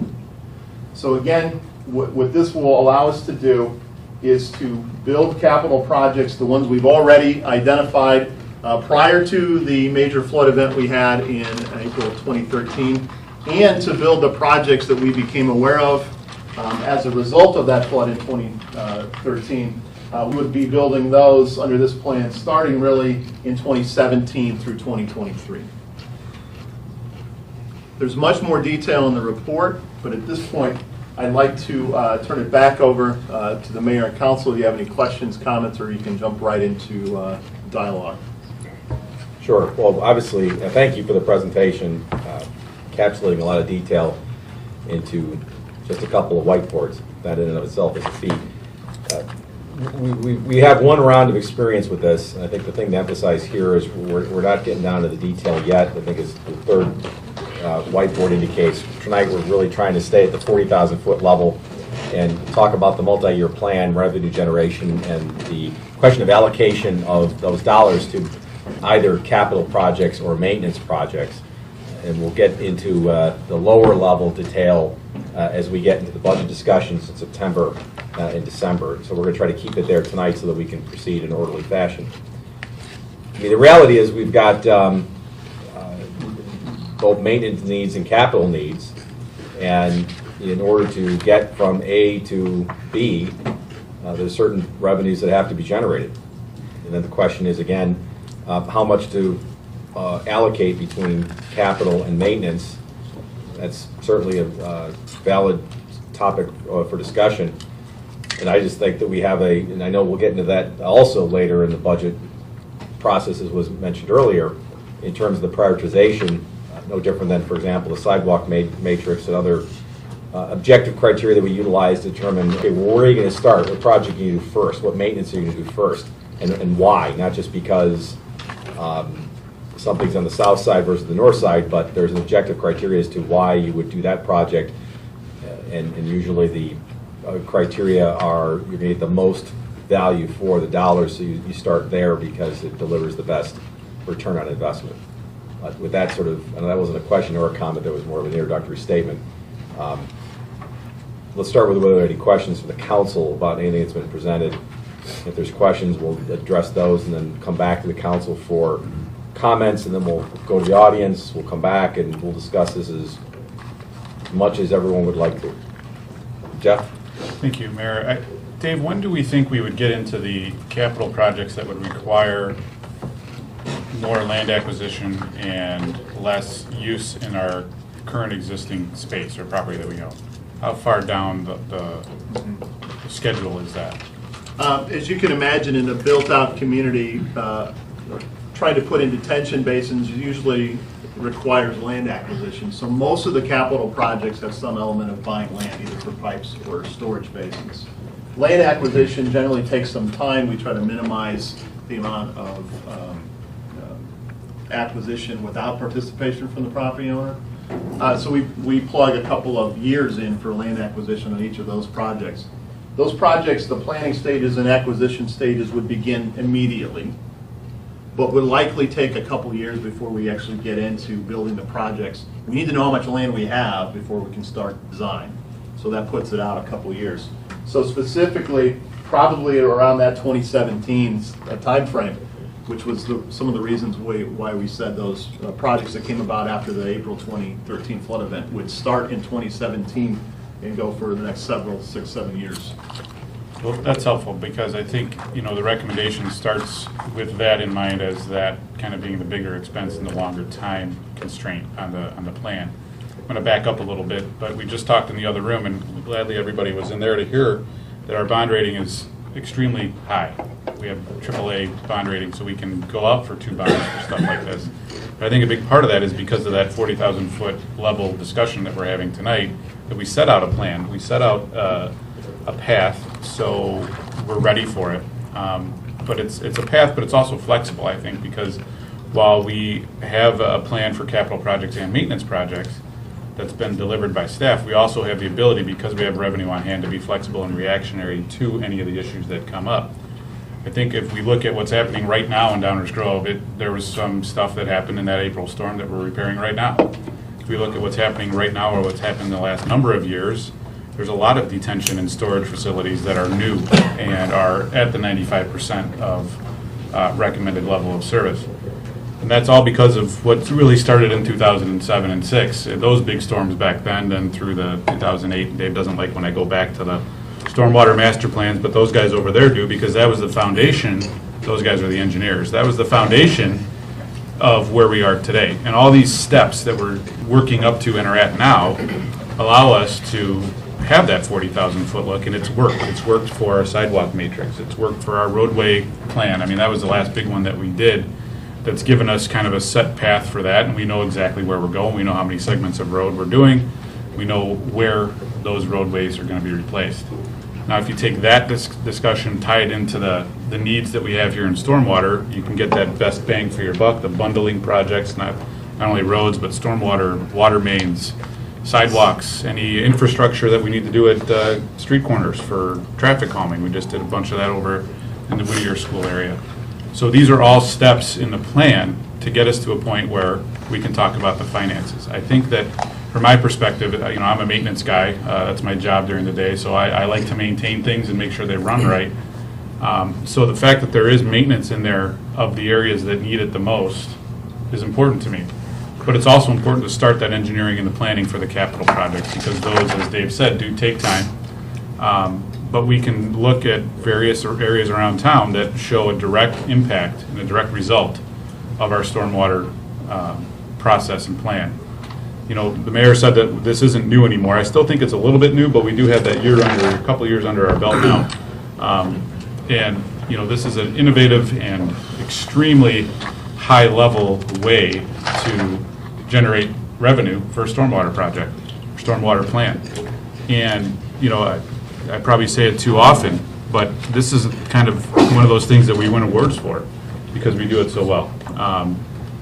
Life isn't about winning awards. Life is about doing things well that get recognized not only by our community, but by other communities, and that we are kind of leading this example for other communities, not only here in Illinois, but nationwide. And anytime I see that, it tells me that we're doing something right. We do prioritize, we do do our due diligence, as we talked about earlier, to make sure that we're putting our money in the right spot. I think that the plan that's laid out by staff is appropriate. I think it gives us a well-bundled machine of maintenance and operations, but there's still a little bit of a wedge of flexibility in there for any things that do come up in the short term or even in the long term as the infrastructure changes. Things change. We've had those master plans since 2008, and projects that were high priorities are now low or even medium or even not a priority anymore because of a different piece of capital improvement that has taken care of a lot of the localized flooding areas around town. So from my perspective, I think the 40,000-foot level gets me back down to the staff recommendation. We have been doing this the right way. We have a revenue source. We're very fortunate to have a dedicated revenue source for stormwater. Many of our surrounding communities are still struggling with just balancing their budget and their general funds, and we're talking about going out into the future, which I think is a great step for us to take. It allows us to have a plan in place and allows us to keep our finances in check and gives us a path. So that seems like I talked a lot in a row there, sorry about that, but this is important stuff for us to plan for the future, to get to our budget, and then to really show the bonding agencies so they can see what we want to do and how it's going to affect our rating, so we continue to see those savings down the road in not only our interest rates, but refinancing opportunities. Thank you. Just a quick question. It's unrelated to what you just said, but it just occurred to me while you were talking. Land acquisition for capital projects, that's one thing, obviously, but then there's also the strategic buyouts, where we're not doing a project, we're just eliminating the problem by removing the structure. So if the goal was not to get water into houses, there are some situations where there's no engineering on the planet that's going to effectively solve the issue. So what communities will do, or what municipalities will do, is actually purchase the structure and thereby eliminating the problem, because there's no structure to flood anymore. And it's just, you can then do something else with it, make a park or something, but, and then there are other instances where we have to buy property in order to obtain access, or the easement in order to be able to maintain something that we can't maintain right now because we don't have the rights to do that. And those aren't projects per se, they're strategic buyouts, but I assume that's all included just for everyone's benefit within the capital It bucket. is. If the concern, as the mayor said, is there's water getting into structures, there's two ways to solve that. You can engineer it so that the water doesn't go near the structures. Most of the time, that's cost effective. Or you can simply remove the structure from where the water wants to be. There, you just buy the house and tear it down.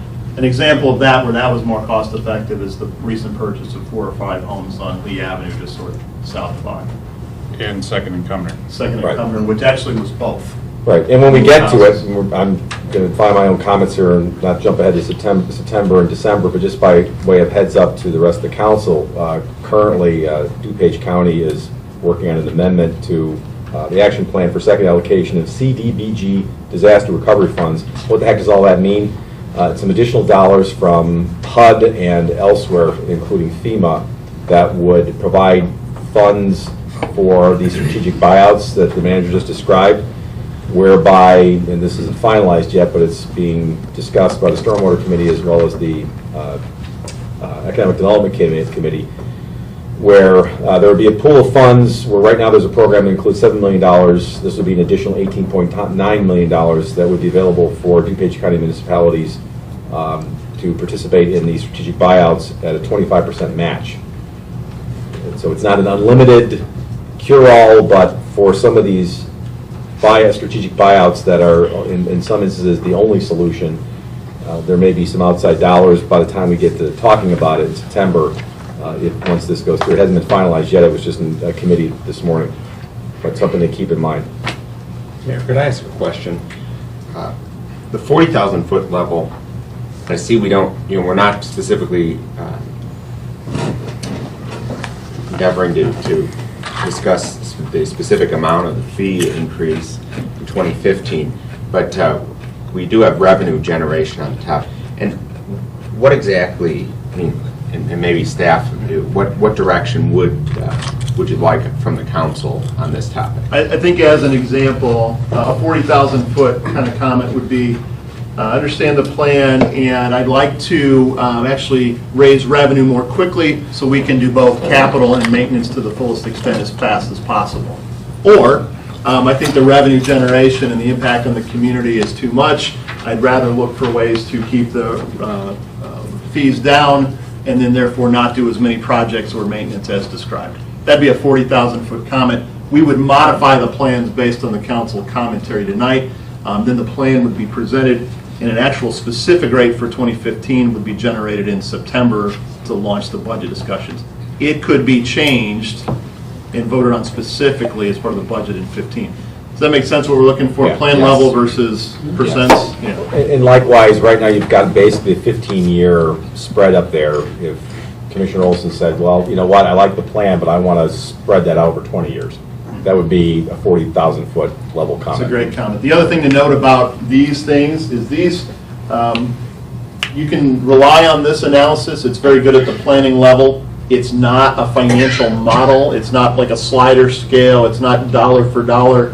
And the further you get out on this, the more conceptual it gets. So a 3 to 5 year look ahead in detail is very good, and that's what we have here. Beyond 5 years, I think Commissioner Barnett has said this many times, we really don't know what's going to happen specifically beyond 5 years, but this is sort of a roadmap we can rely on.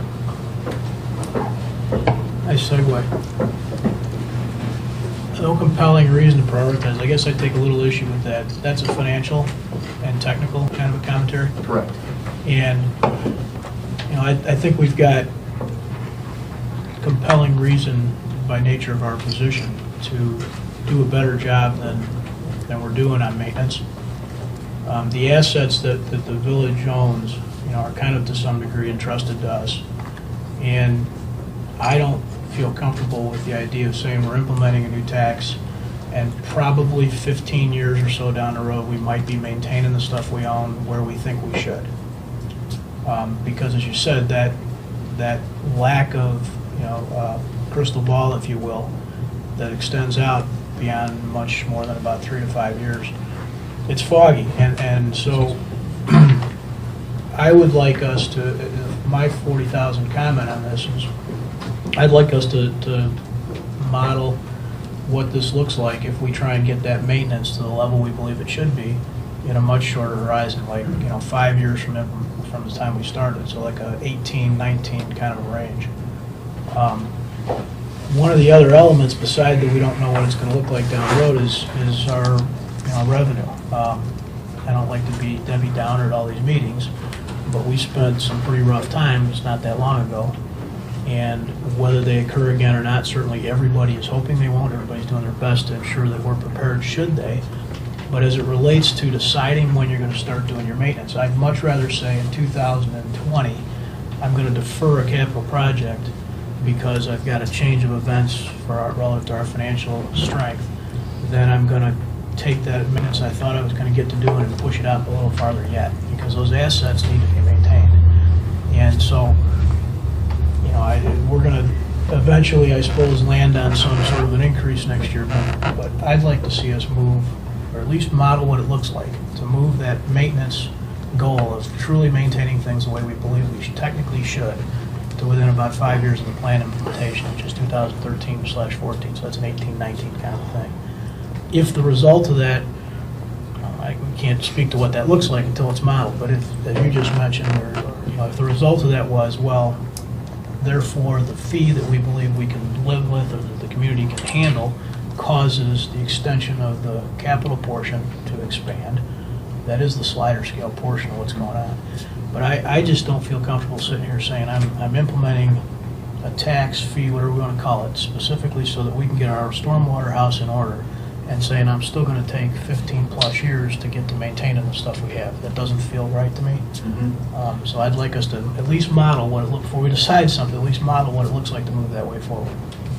If we took all the revenue that we currently get and did only maintenance and no capital, starting next year, we have enough money to do all the maintenance, and we have the capacity as an organization to do all maintenance. So I want to make sure that that point got made. And I also want to understand, is your comments telling us to reallocate, take dollars earmarked in this plan from capital to maintenance?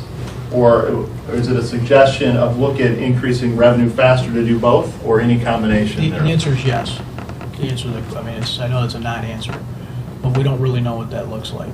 And it's hard, I think, one of the things that I think was a little bit of a failure of this group the last time we were talking about it was this, we got 7 of us, and if it's 8.7%, should it be 6.35 or 9.12? I think that was kind of BS. Our job is to try and really set policy level about what is it that we want to accomplish. There may be a point, if you try to do what I want to do, and instead of a 15% increase that we just can't live with that, fine, fair enough. But let's start with the policy decision about what we're trying to accomplish, as opposed to what do I feel good about saying for percent increase. Got it, thanks, Buck. Yes. Becky? So, around town we hear from 2 types of people that say, please don't increase our fee at all, we don't want to pay any more money. Or then we hear from people that say, I'm totally flooding, you have to help me, please do something. So it's very hard to balance those 2 opinions, and that's kind of what we're trying to do here.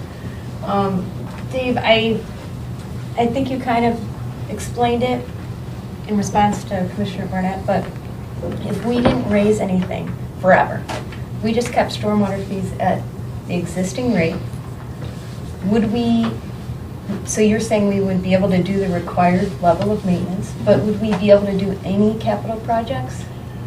If we took the current fees, held them steady, used all the revenue for maintenance for a couple of years, we would be able to do all the maintenance required. But then as the inflationary costs of maintenance activity went up and our fees stayed the same, we would start to fall behind.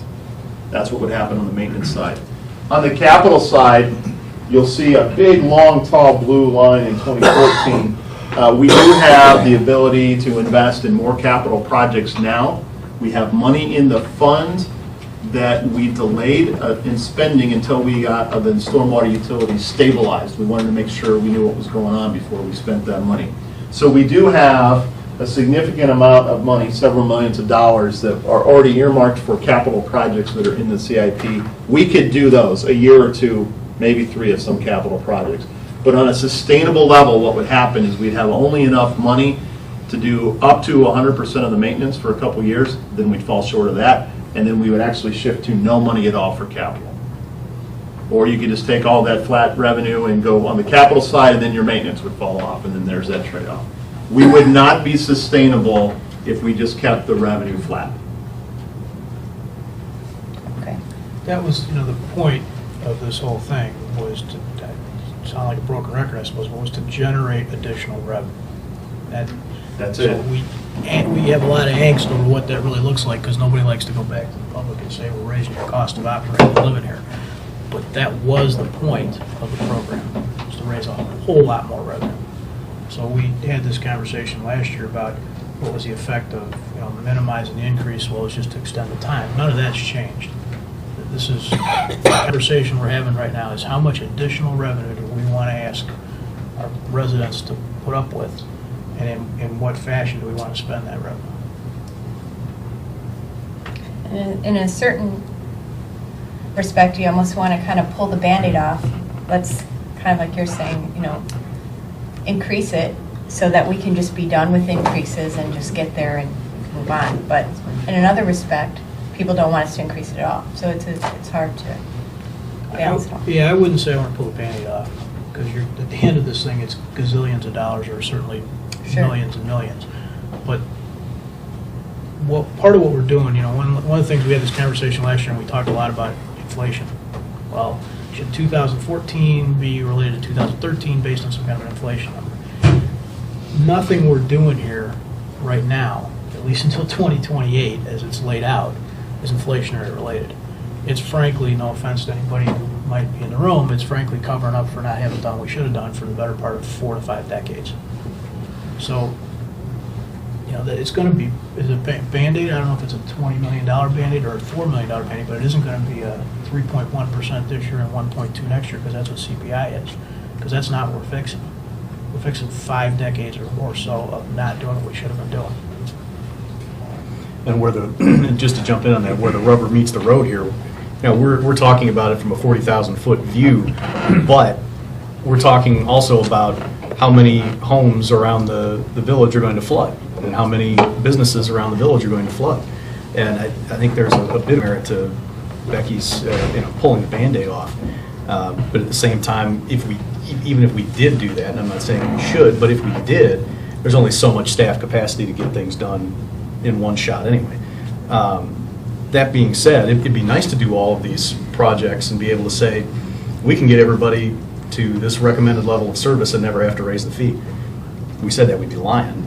And because of that, I think Jeff's got it right, that the staff recommendation makes a whole lot of sense. Now, if we want to change the slider and move the slider more in favor of maintenance for a while, I'd like to see what that looks like.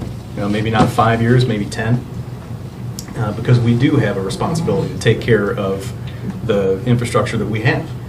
But I don't think that to just say that, well, we're just going to do inflationary increases or whatever else, and leave a large portion of the village that's either completely unserved or served by an infrastructure that is just plain too small, is a responsible thing to do for the 7 of us. What years are we looking at doing bonding? 17 and 20, Now, what's the dollar amount on those? 10 million or so each time. For 10? 10 So to 20? Yes, sir. And then, we're also going to be, we just haven't had the same crowd at our other meetings that were talking about new village hall, fleet, police, and fire departments. Have we spoken with our financial advisor on all the proposed, including village hall and redevelopment of those buildings, those bonds and this, and what the impact it could have in the long term, or the long-term effect on our rating? Yes. The bonds that we're talking about that Sean just mentioned, potential bonds in stormwater, ongoing bonding every couple of years in the water system, and potentially bonds measured in tens of millions of dollars for new facilities, should we choose to invest in that fashion. We met with our financial advisor and took, not really the worst case scenario, but the largest amount of bond issuances in those multi-years, and found that because there are other bond issuances coming off that will be retired, that we are in a position to maintain the ratios and debt levels in the aggregate that earned us the AAA rating. So while we can't guarantee a specific rating, that's not up to us, we are positioned to continue with all the bonds we have in our long-range plans in each of those 3 systems. Okay. Did I hear your answer to Becky that we had 2-ish, maybe 3 years worth of likely capital project cash available, so to speak? Yes, which is why this blue line here is so much bigger than even the recommended level. A lot of that is, almost 4 million of it is earmarked for a project right now that looks like would be changing. So that was a partnership with the Park District. So there are several $1 million that we could allocate to capital projects right now, and that's what our plan calls for. So it's 17 and 20, as intended, at least at this point, bond issuances, if you said you were going to spend that money, capital money on capital works, and moved your maintenance way forward, what you could do is still spend $3 million-ish or something on capital work now like we intended for the next 2-3 years, and then not start that again until a bond issuance and just drag the bond issuance a couple of years out. Yes. So it wouldn't be like you wouldn't be making improvements now, you would be doing $2-3 million worth of improvements.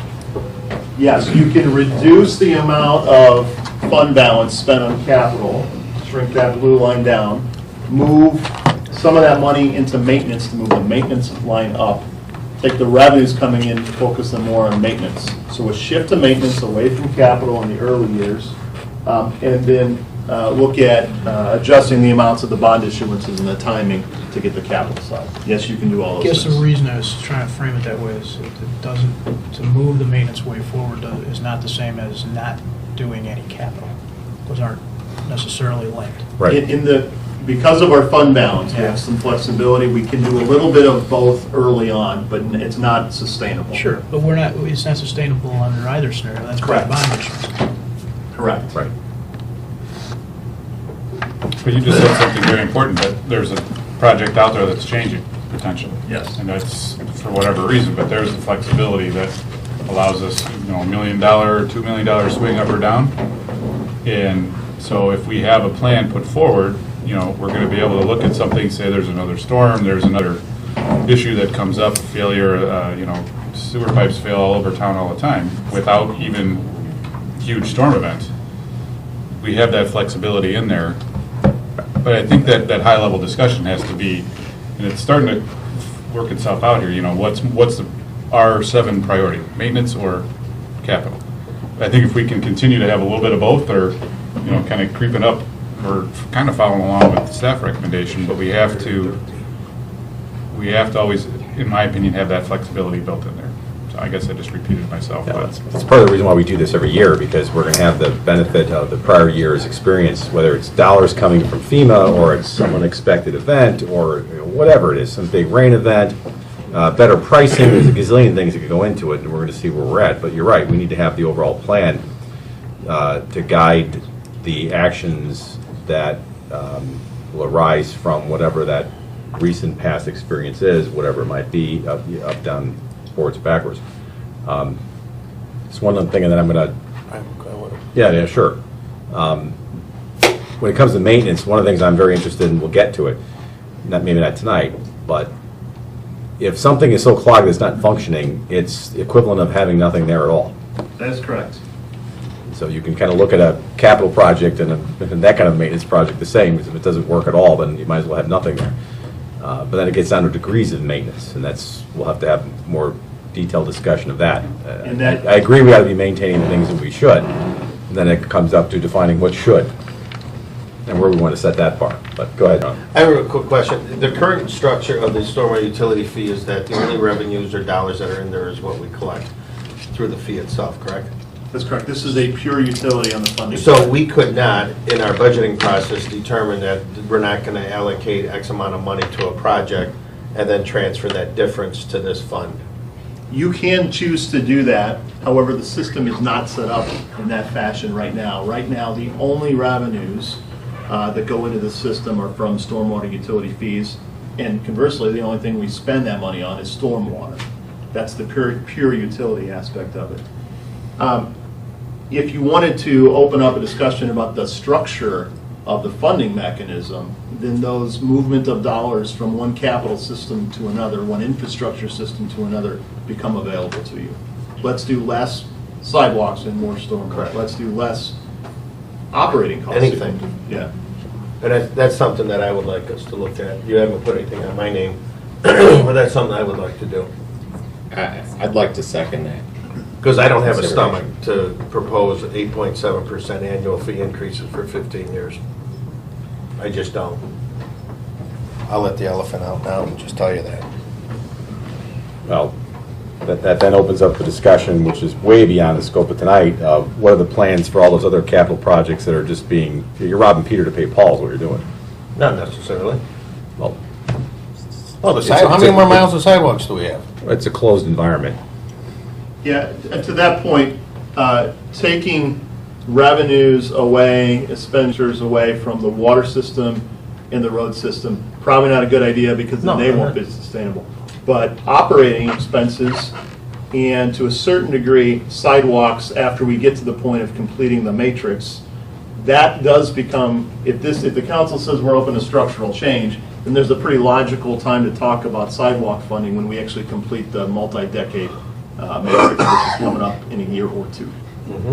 Right, and again, no matter what it is, whether it's new revenue sources, reallocated existing revenue sources, unforeseen events, new costs, federal dollars, whatever it is, the reason why we do this every year is because we can then take that into account. On that year when the sidewalk matrix ends and we have dollars that have traditionally been spent on sidewalks, that suddenly we can either end it and maybe not levy that money, that would be one choice too, or if we're going to continue to levy it, we now want to redirect it and subsidize a utility. There's all kinds of things you can do with it. That's changing the structure. But then again, that goes back to the decision, what are you going to do with those funds? Are you going to continue to levy them and just reallocate them, or are you going to just not levy them in the first place? And so you're worried about an 8% here, but you're still collecting a levy over here. You got to look at the overall system and the overall plan, which... That's why I think we can do it then.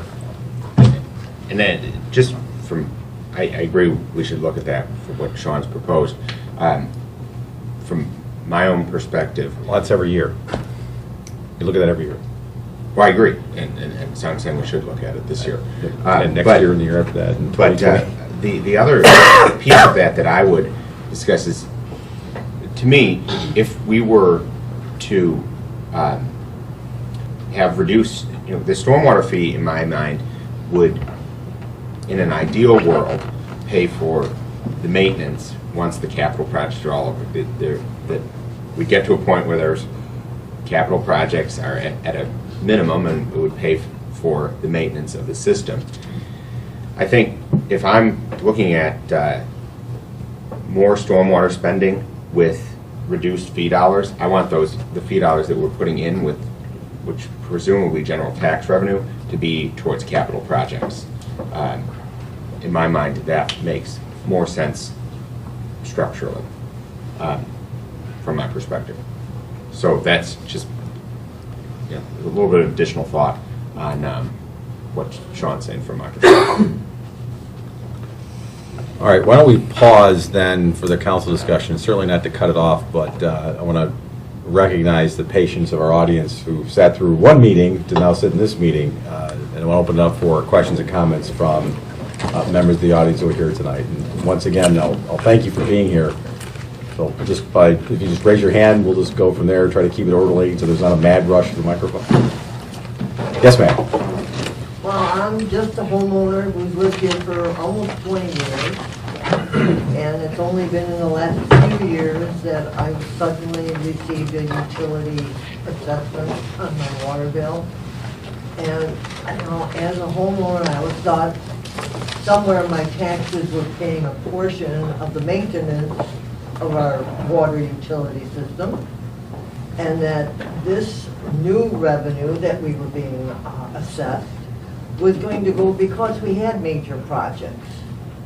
And so when I look at this and I hear you talk, and it seems to me that the utilities that were being assessed is all going towards our maintenance and our capital, when I would think, and I think a homeowner would expect, that when we're being assessed for capital projects and not for maintenance. And that most of that maintenance would be coming from where it was coming all along. So, somewhere in our budget we had some kind of maintenance fees for this, and now we have a capital project, and so we have assessment for a capital project.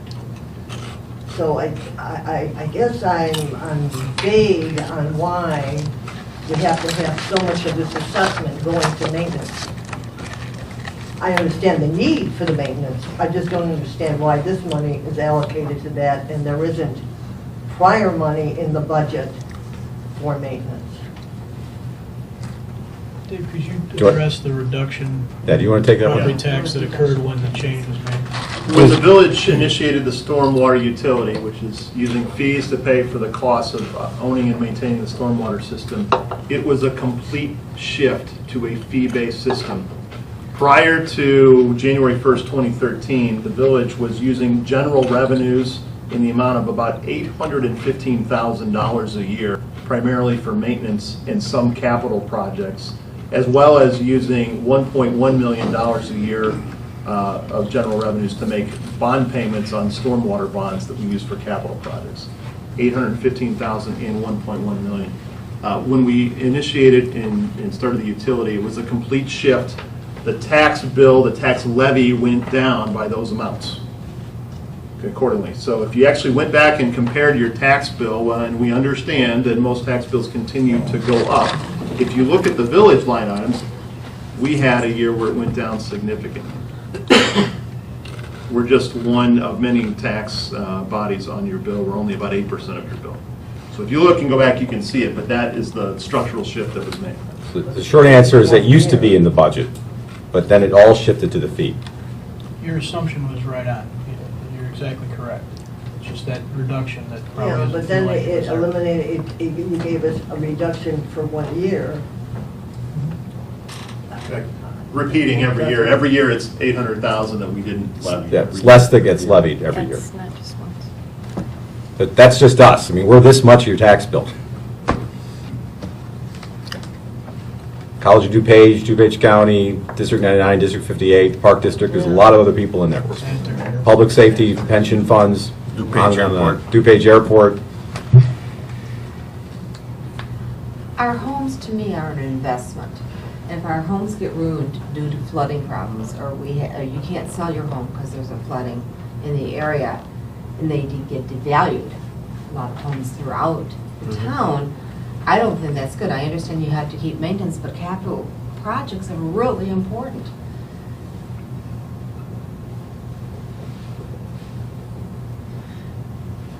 Well, and that's a fair point, and then it goes back to, you know, what is the level of maintenance, that's probably beyond discussion tonight. But if something either doesn't exist, or it's there but it doesn't work, and it causes flooding that wipes out businesses and homes, you better believe that's going to be a high priority. I have a very limited income, but I'm willing to have more money taken for the fees because I want my home to be safe, and I want neighbors' homes to be Right? safe. You're a lot of people share that view.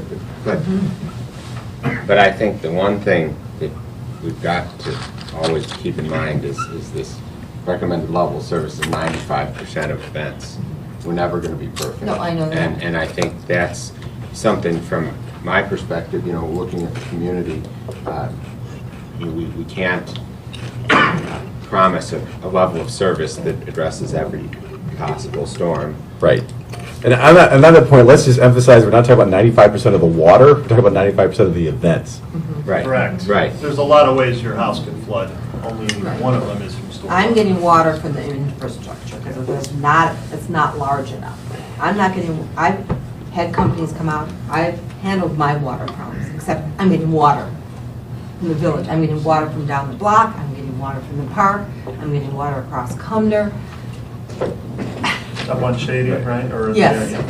But and there's another piece that I think is also worth noting, that sanitary sewer, this is stormwater, sanitary sewer is its own separate governmental unit, which also can cause problems. Right. And frequently at the same time. Yes, unfortunately, at the same time. Could I ask when residents speak that we just hear your name and your address so we can keep track of that from now on? So when you talk, so we know, follow up with you? Becky will be visiting you. No, but, then we can follow up with you. You can visit anytime. Okay. But I can't handle my problems. What currently is the percentage that we are able to maintain? We're looking at doing 95, that's our goal. What are we currently at today? What percentage? It varies throughout the village. There are some areas in town that have no formalized system at all, and then they have flooding issues and even moderate rain events. There are other portions of the village that have a modern system and already meet that standard. The best way to sort of judge that, we didn't go parcel by parcel and come up with a percentage, is if you take a look at the maps we produced after the 2007 flood and then the 2013 flood. The areas that flooded in those two major events are the areas that are clearly not meeting this level of service. Also, if you go on other sources, our drainage control map, which is just a map of our drainage system on our website, any area marked LPDA, localized poor drainage area, a local floodplain, clearly is an area that's not meeting this. It tends to be the older parts of town that are not being served at this level. Questions? Yes, sir. Steve Lysak, 4819 Prince Street. In the 2007 WIP, I believe I saw a number like to address all the issues, it was like $134 million or so. You've been working on that all along. What percentage of that? Is it this 27 million? That's based on the WIP, so you haven't even touched those recommendations from that 2007 study. The 2007 study, commonly known as the WIP, had solutions that included both public issues and private issues, and that solutions measured in estimates of hundreds of millions was really getting closer to 100% in all areas, just every solution you could think of. From there, you had to break out private versus public systems, which cut that number significantly down. From that, we've invested about $27 million in the highest priority action items that were in that 2007 plan. That $27 million got us farther than we expected because we found ways to value engineer the projects, do them better than we originally had thought. And prices, especially during the recession, came way down and our dollars went a lot farther than we expected. So we got significantly through the high priority action items that were included in the 2007 plan.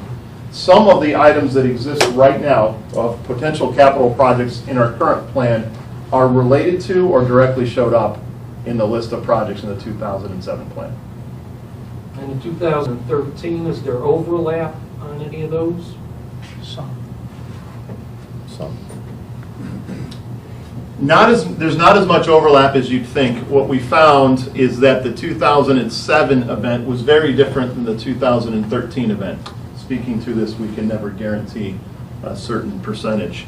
The 2007 event tended to flood in areas that weren't served by substantial systems or significant stormwater systems.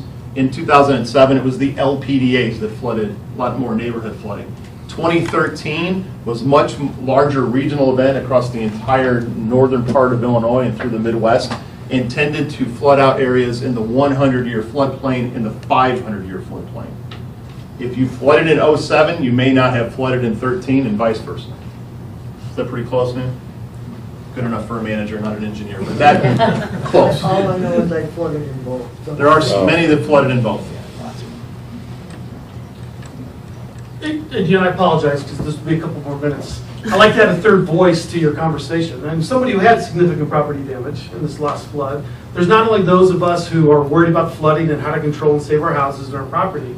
There's not only those of us who are trying to control our expenses and want to manage our fees versus taxes and what we're outlaying versus what the city's spending, but there's a third voice that is there, that is how this fee is structured and the legality of the structure and how it imposes back its responsibilities in the collection process, i.e. specifically nonprofits participating. This is a tax. I still believe it's a tax. We've had that conversation before. I want to extend that conversation because I think there has to be some planning in the sense that if that argument eventually wins, we're going to find ourselves in a hole. Now, I'm not a lawyer. I don't practice law. And I know we got outstanding city representation.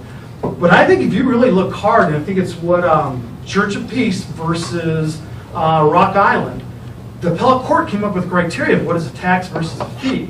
And they came up with 3 criteria. And they talked about the ability to levy versus collect, and they talked specifically about the measurable benefit that goes back against the individual or the community. And then they said, clearly, this is a fee. Hence the reason now why we're getting all these multiple stormwater utility functions across the state. But I think you can argue, and I think some will probably argue, that they erred in that definition. Because in reality, you can't really specifically measure. Now, I'm not doing this so we can argue the legality of this tonight. What I'm really doing is to throw this out so when you go back in the conference and you sit about talking about the structure and what the long-term plan should be, there is exposure here. Because I do believe that when you do a capital project or even maintenance, Ogden and 355, that benefit is not measurable or specific to me over here at 201 56th Street, Deer Creek, which you all know flooded. So to me, it's a tax. And eventually, I think it will be upheld as a tax. It may take 5 years, it may take 6 years. And then if it becomes a tax, then the nonprofits really should not be levied against this fee. And I think you can circumvent that problem by removing the nonprofits now. That's argument number one. And then number two, I think there's still a social contract here, a social contract that we're not really even considering.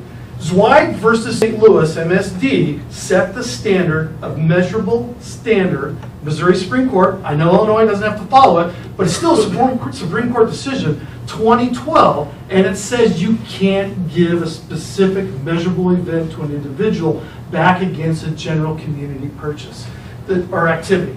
This is a general community activity.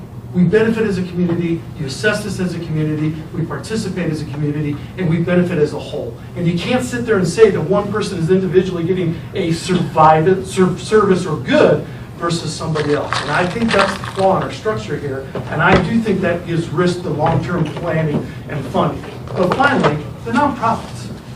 Our budgets are cracked. I mean, you heard churches come to you and say that they may have to lay a person or two off, or somebody may have to close a food bank, or the pressures are going with the funding. And I appreciate the ability of the 8.7%, you will fund it, you won't fund it, and can we control the cost? The fact of the matter is, you're already putting a social burden on your nonprofits to close gaps that exist in social services to this community. And then to turn around and ask those nonprofits to continue to provide for those social services, in addition, I think violates that social contract that exists between our community and our religious nonprofits and our nonprofits that are not religious who are providing those services. And I do just think that's fundamentally wrong. And then finally, and then I'll shut up, so I apologize, but I will shut up. I get we think that there's outside dollars coming to the churches because maybe we have Naperville residents and Oak Brook residents and all those kind of things that are coming into our town. The fact of the matter is, in our church alone, it's less than 25%. Several of the smaller churches in the middle of the city are less than 10%. That collection of outside dollars does not, in my mind, overrule the extra burden that you're putting me as a citizen who is gladly paying it through his utility fee, although I'd rather have the tax deduction through property taxes. It says the controls of the statutes and limitations of increased property taxes and that kind of stuff. Different argument, love to do it another day, or tonight if we don't want. And then, but really, what should be done is that it be lowered in the sense that it can be managed, remove the nonprofits, and let then the community share that burden as a whole. And if it's got to be done, and I don't think anybody's here arguing it can't be done, we can always argue about how it should be managed. You know, Commissioner, you made a great point. We haven't raised our administrative costs in, 4 years? The fact is, we probably should have. We should pass those through as property tax increases, and we should probably use that to maintain the maintenance system for the water collection and not done utility. So I just kind of share that. We don't necessarily have to argue the legal, although I'd love to someday, but I think there's a threat. I think we're ill-defined as far as the legal structure. I think there's exposure as far as when this eventually gets adjudicated, because it's gonna. I mean, it's gonna, let's face it. We double the number of utilities in the next 3 years. You know as well as I do, it's gonna get adjudicated. And then I still believe that we as Downers Grove are violating that social contract, especially with our religious nonprofits. Just to clarify, administrative and operational costs have gone up. It's just that the other revenues outside of property tax have covered that increase. Thanks. Thanks for that. Other questions? Thank you for the comments. Other questions, comments from folks in the audience? Tom LaFrance, 5 Chicago Avenue. I'd like to tell you a little history here, to see if I'm correct. When we initiated this stormwater repair, the report that came from the consultant started out with a certain fee dollar. And if I recall correctly, there were 15% increases per year for 14 years. 15 years. Correct. How are we now at 8.7%? When that initial stormwater utility report came out and modeled 15% increases, it was on a base of maintenance costs and some capital costs only. The base fee amount did not cover the $1.1 million a year fixed payments to existing debt. 8.7% on a larger base is the same increase as 15% on the smaller base. For those of you who paid attention in 8th grade algebra, you can do it. But that was the shift that was made, so it's not exact, Tom, but it's real darn close. The other question I have is, we're going to issue bonds in 17 and 20. When will those be paid off? And what percentage of the, when we get to 2028, what percentage of those fees is going to get paid? We don't have the specific numbers yet. We've contemplated a 20-year payment streams, 20-year amortization period. And just to complicate things a little bit, as far as answering that question, we've been using variable payment amounts. We've been stacking various bond issuances so that we can have a steady total payment amount, or one that increases in a predictable manner over time. We're a little premature in that. We don't have those exact numbers. You remember that graph? It looks a little bit like the Tetris game, and you fit all the bond payments in. The goal is to have predictable and sustainable total debt payments for the long term. Thanks for the comment. Before we go a second round, anyone who hasn't already asked a question or made a comment? This guy. Yeah, I was just going to ask Sure. a question. Mark Hader, 1920 Hitchcock Avenue. So we had probably 6 houses, 3 houses to the left of me, 3 houses to the right of me. They had an excessive amount of water.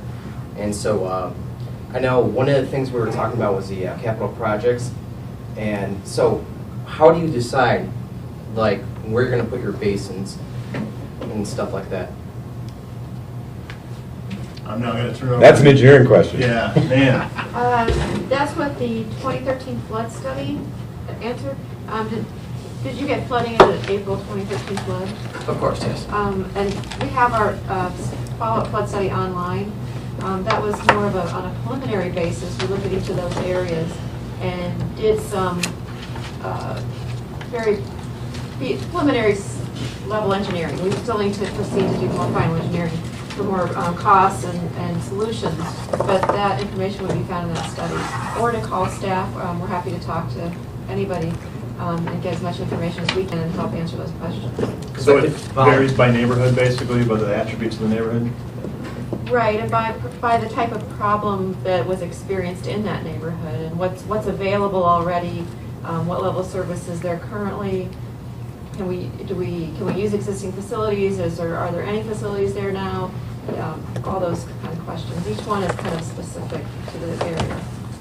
I happen to be the low point of that area, which is, was nice when I bought the house and it was dry, of course, and come to find out. So I was going to chosen tear my neighbor that didn't make it today to sell his house if you're looking for a volunteer. If you want to talk to Andy Sikich in the back before you leave tonight, we'll start that conversation with you right now. We're serious about that. Yeah, absolutely. Who's right there? Raise your hand, Andy. Well, that's along the same lines. I was just wondering how, when, and where is the decision made to acquire property? Because I'm in the same boat as him. I'm at the bottom of the pit. Yeah, and understood. And all of this, I mean, we get the full range of views on this. There's those that say, don't you dare come after my property. Then there's that say, please take my property. There's a whole lot of different angles on that. And I'll give you the unfrozen caveman lawyer answer to that, not the engineering answer. But like with a lot of other things, there are objective criteria in terms of, is there a solution, is there an engineered solution to it, or to that necessarily that property? Because we try to implement solutions that will affect a region or an area, not just one house, because that's not a good necessarily sense of the best investment. You want to get the best investment you can. But then there are those that just, there is no engineered solution possible, and that might make sense. But then obviously it becomes, when does the opportunity present itself? Is it a reasonable return? If somebody says, buy my house, they want $1.5 million on it, that's probably not going to happen. But if it becomes available, like for example, the study that I talked about, the average real estate purchases in here are less than $200,000. Some are less than $100,000. And that's one aspect of it. And then some of the other aspects are, we may be talking about property acquisitions that are vacant, It's just that they allow the village access to do some of the capital and maintenance projects that we're talking about. We've done some of those where people complain, hey, why aren't you maintaining this area? Well, we don't have the rights to go do that. It's private. We have to then go get the rights to do it, and that costs money. So there's a lot of different factors that go into it, but I would hazard to say it's opportunistic. And That if fair to you say? like, Thank you. if you want to have that conversation even right now, Jim Tock is here, Andy Sikich is here. They're well versed in that. You can actually go meet right now. We have a meeting room off to the side. If you want to get into that level of detail, we can start that conversation. Right. But we're not standing around with a checkbook just. That depends on what they ask for. It's not that. It's that, it's not if I'm going to flood, it's when. So it just needs to be fixed. It's kind of like that old definition of, who was the Supreme Court justice that I can't define pornography, but I can know it when I see it. The ones that we purchase, you kind of know it when you see them. Yes. Anthony Chang, unfortunately, Becky foiled my attempt to be anonymous here. But Anthony Chang, 517 Robert Harris. A few questions. I've heard this discussion point brought up about the nonprofits. I'm just kind of curious what percentage of income streams will we be generating from nonprofits? Just since I've heard it a few times, I'm kind of curious about that. If you look up online for the FY14 budget, there were some links there that had stormwater additional reports. It's all broken down in those charts and graphs there. Okay. And then another one is, I noticed that the 95% of events is, as we know, gets a point of diminishing returns. Do we hit a point of diminishing returns at the 95%? Is there like a sooner point where a unit of expenditure no longer equals the same unit of gain, of whatever that measurable gain may be? Yes, the diminishing returns really start to become noticeable around the 95% mark. It's not as specific as it sounds, 95%. It's very much theoretical, but certainly there's a lot of bang for the buck going up until this point, and then it just skyrockets cost compared to benefits if you try to solve 100% of the events. Okay. And then I just want to say, I feel like Mr. Durkin's recommendation on looking at what other possible changes, wall tightening belts. I think it's just an option to evaluate.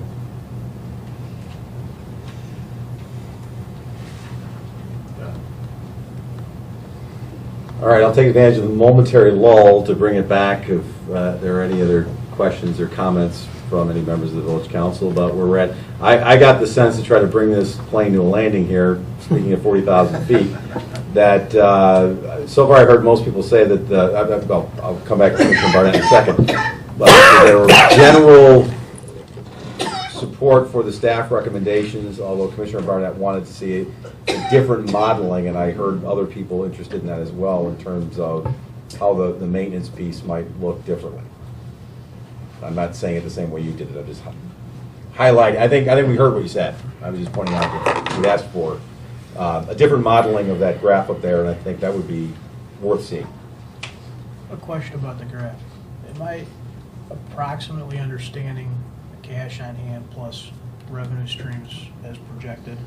If you just, for the sake of discussing something in specifics, if you took the 8.7% intended, right, and you took the cash on hand as available now, you could, within the next year or two, do 100% of your, get up to 100% of maintenance and do $2 or $3 million worth of capital.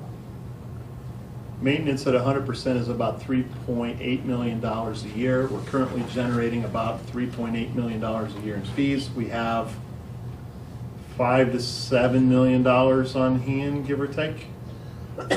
It's no head nod. So we'll yeah, have to so double it's check that. not.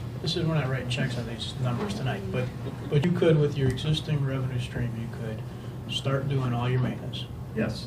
You would still have $3, $5, whatever the number is, $1 million of cash on hand to spend over the next couple of years, 2 or 3 years, for capital work.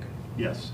And at that point, you could bond and increase enough to service your bonding, which would effectively have sort of no gap in your capital investment structure. It would slow the capital investment structure from what is planned. Slow it. Slow it, Would but just not not do it. structurally change it. It would slow it.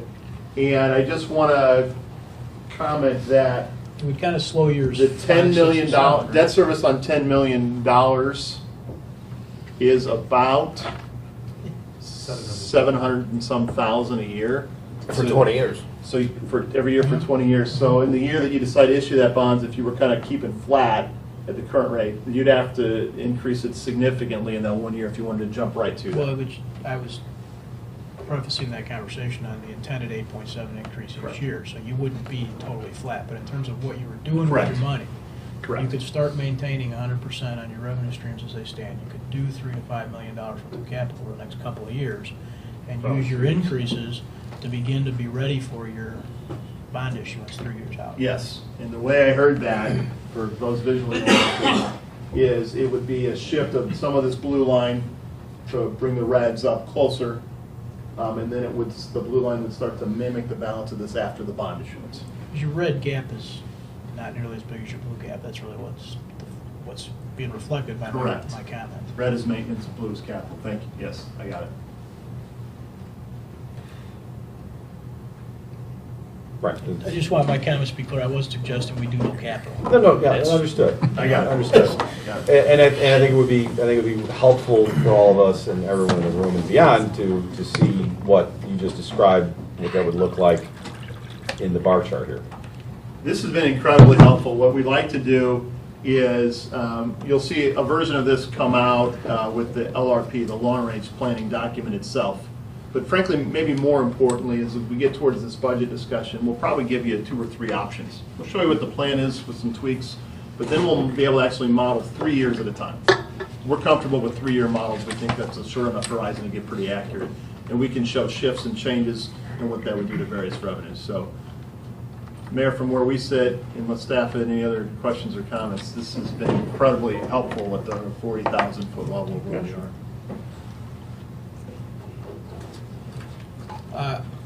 I don't want to have a conversation tonight because it's not really the point, but as it relates to Sean and David's comments, as it relates to Jim's comments, I, as most know, probably have a huge problem with the structure. I'd like to have that conversation. The issue tonight that I was trying to stay focused on, I think we did, is whether it comes via fees as it sits today, fees modified in some way, or property taxes, irrespective. The goal at the right side of that is an enormous amount of revenue generation. And that's, I think, the question is how quickly are we going to do what is sort of the direction of 40,000 foot. I chime in for the record that I'd love to have that conversation, but I think it's important that we separate the two issues a little bit because whether we solve that tonight, this year, in 10 years, whether it gets adjudicated and solved for us, the fact is we've still got systems that we have to maintain and investments we have to make that I think everybody here is committed to making. I think that's right, and that goes back to the last couple of years when we had that same conversation, is nobody disagreed that we have maintenance and capital need to get done, and we have a rough idea how much it's going to cost.